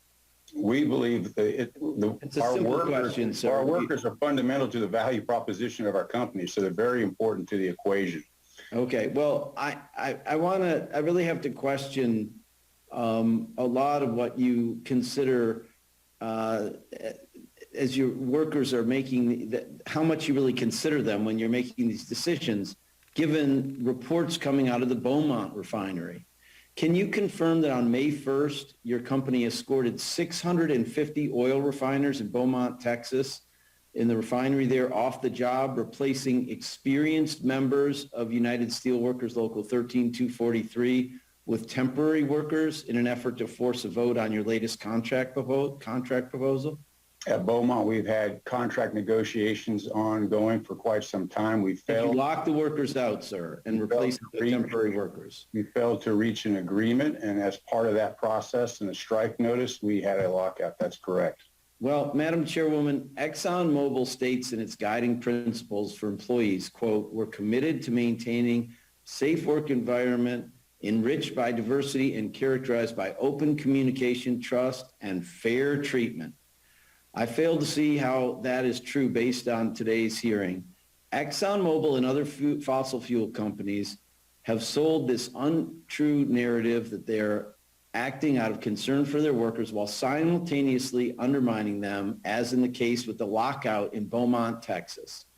We have evidence that their workers aren't their primary concern in their business decisions regarding climate change. As many have referenced earlier, former ExxonMobil senior advisor Keith McCoy was caught on camera defending ExxonMobil's early efforts to fight against climate science, stating that there's nothing illegal about doing that, and we're just looking out for our investments, we're looking out for our shareholders. He didn't mention the workers. And now when these companies can no longer hide from their climate denialism and disinformation, they work behind the scenes to shift climate liability away from profit margins and onto the backs of their workers by refusing to give them a seat at the table or to be clear about the long-term impacts that climate change has on their livelihoods. I am tired of oil industry-backed groups opposing efforts to address climate change in the name of protecting good jobs and workers.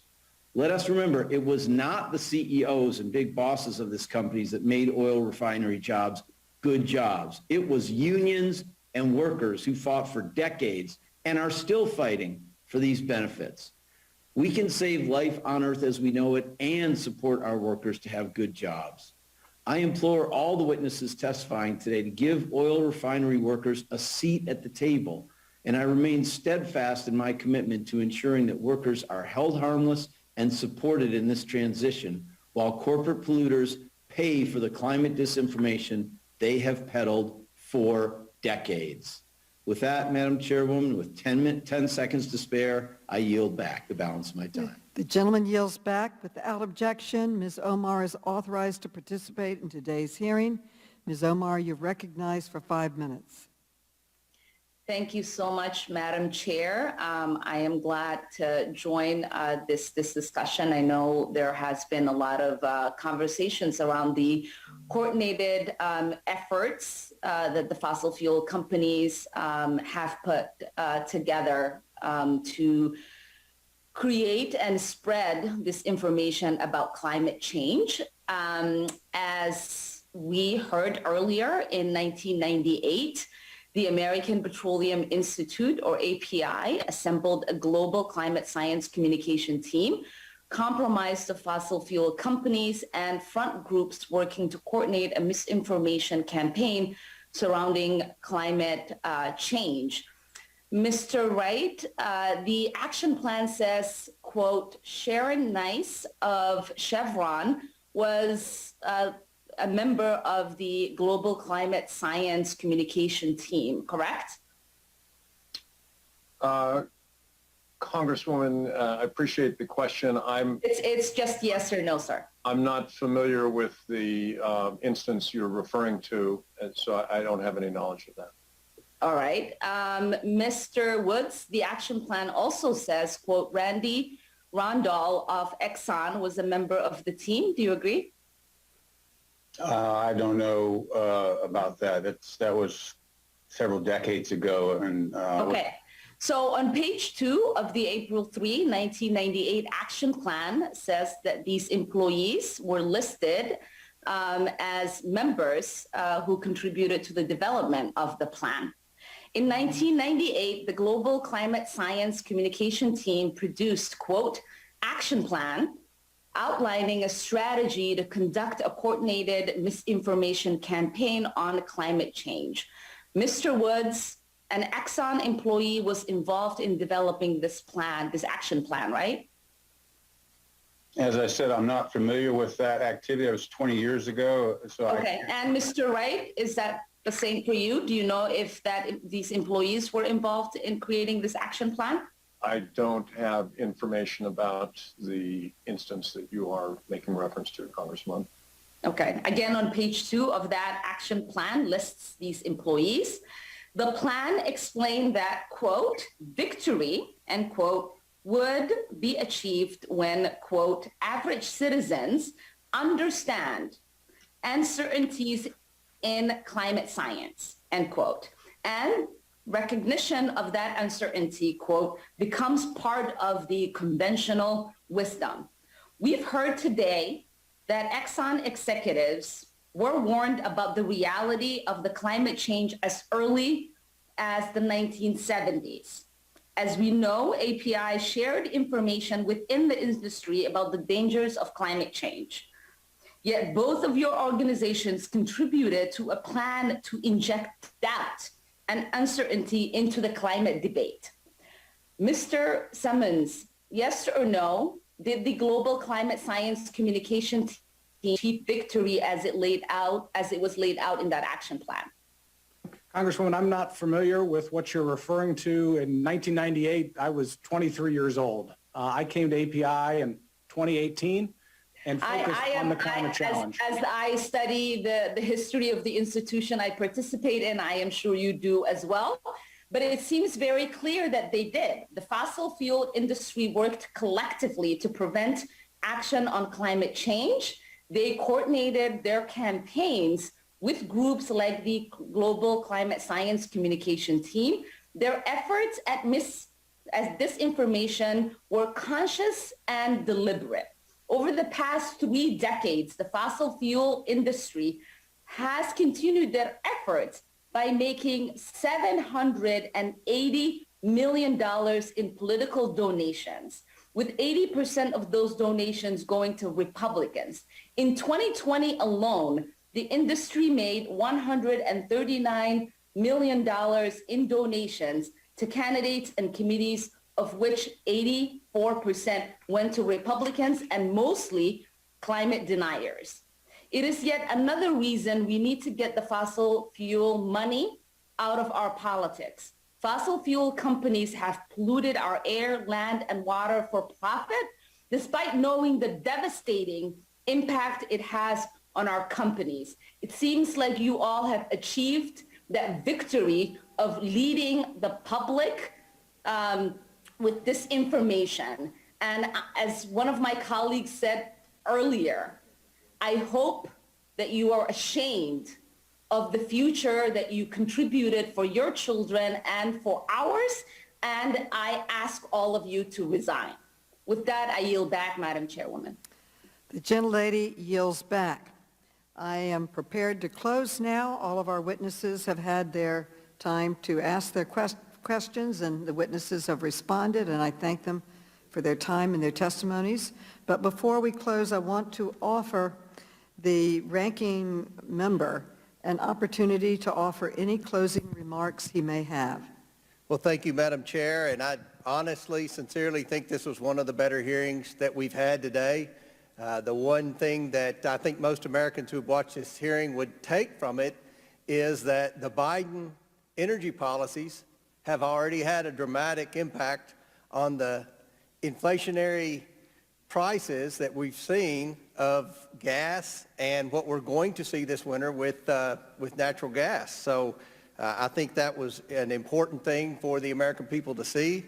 This was a timely hearing because gas prices have risen 27 days in a row, 27 days in a row with no end in sight. You know, we've had a lot of interesting antics from my friends on the other side of the aisle. We've had a request to make a pledge to, of all things, cut production when we're seeing gas prices soaring right now. The last thing in the world we need to do is cut production. We've seen them try to get the CEOs to make a pledge to cut production. At the same time, Joe Biden is pleading with OPEC to increase production. It makes no sense. And we've had questions about how much lobbying the energy industry spent to lobby on behalf of the Paris Climate Accords. Of course, they spent little to none on lobbying for that. The only countries that would have spent money lobbying for the Paris Climate Accords would have been energy companies in China or Ukraine. Perhaps when we become the majority and we subpoena Hunter Biden, we can ask Hunter Biden about that question. And then, you know, as our colleague, Representative Omar, just said, that attacking the oil and gas industry for donating 80% of their contributions to Republicans, the first thing that crossed my mind, Madam Chair, is I guess they feel like fools for donating 20% to the Democrats. I mean, this is crazy, this policy that's only going to make energy prices higher, only going to make us more dependent on foreign countries for our energy, and it's going to do nothing to reduce carbon emissions. And finally, we've seen stunts, like with Katie Porter. You know, it looked like she was in California.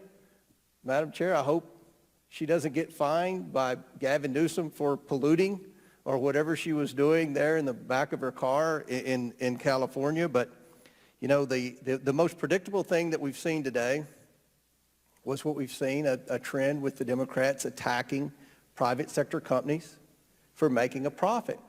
And what always confuses me is why my friends on the left continue to attack companies for making a profit while at the same time wanting to increase the corporate tax. If corporations don't make a profit, it doesn't matter what the corporate tax rate is.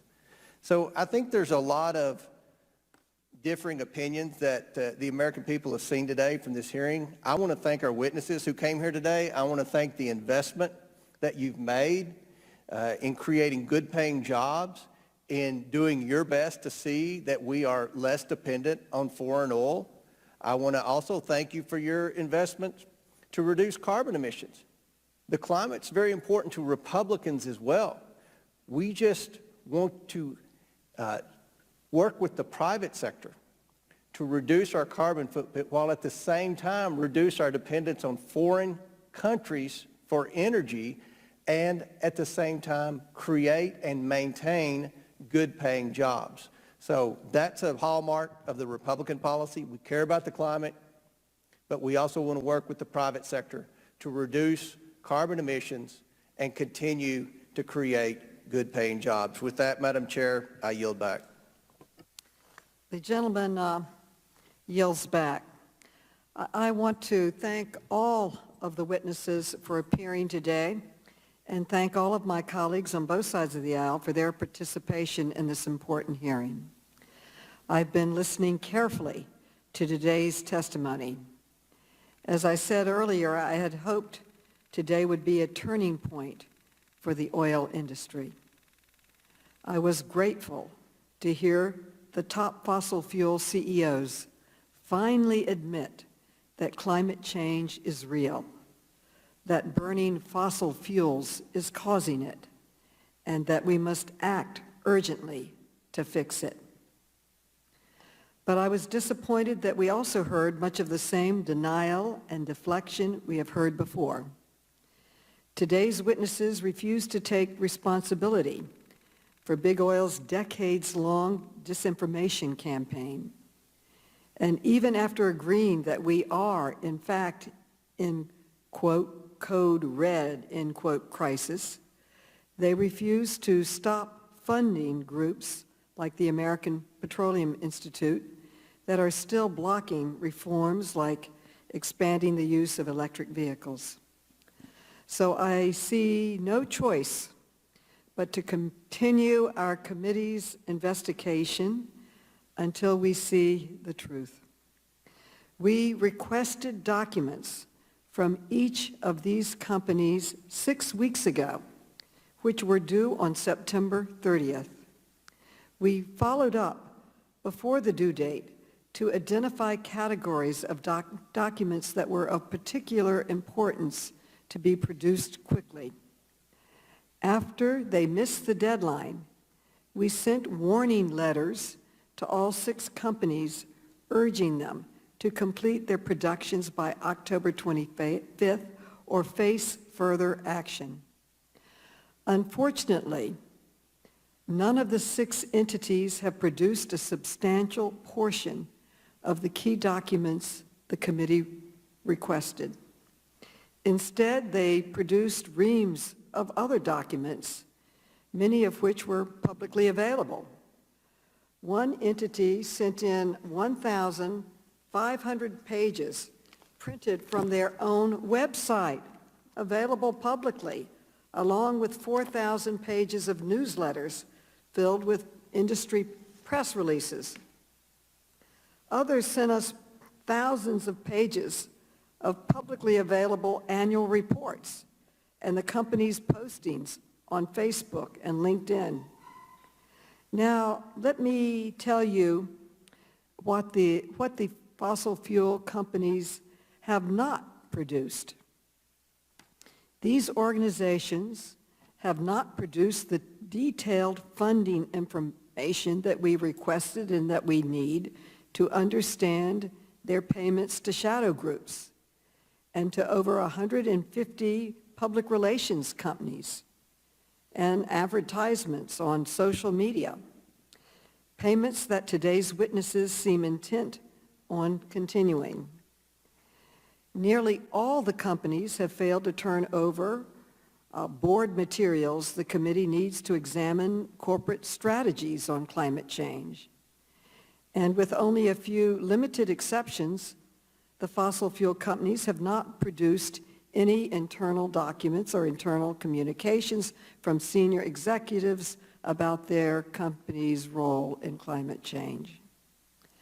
I have tried very hard to obtain this information voluntarily, but the oil companies employ the same tactics they used for decades on climate policy: delay and obstruction. Well, that ends today. I am formally notifying the ranking member and members of the committee that I intend to issue subpoenas to the fossil fuel entities represented here today.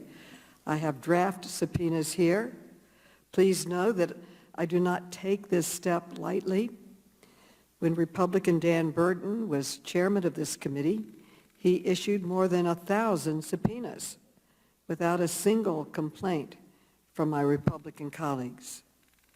I have been much more selective, but we are at code red for climate, and I'm committed to doing everything I can to help rescue this planet and save it for our children. We need to get to the bottom of the oil industry's disinformation campaign, and with these subpoenas, we will.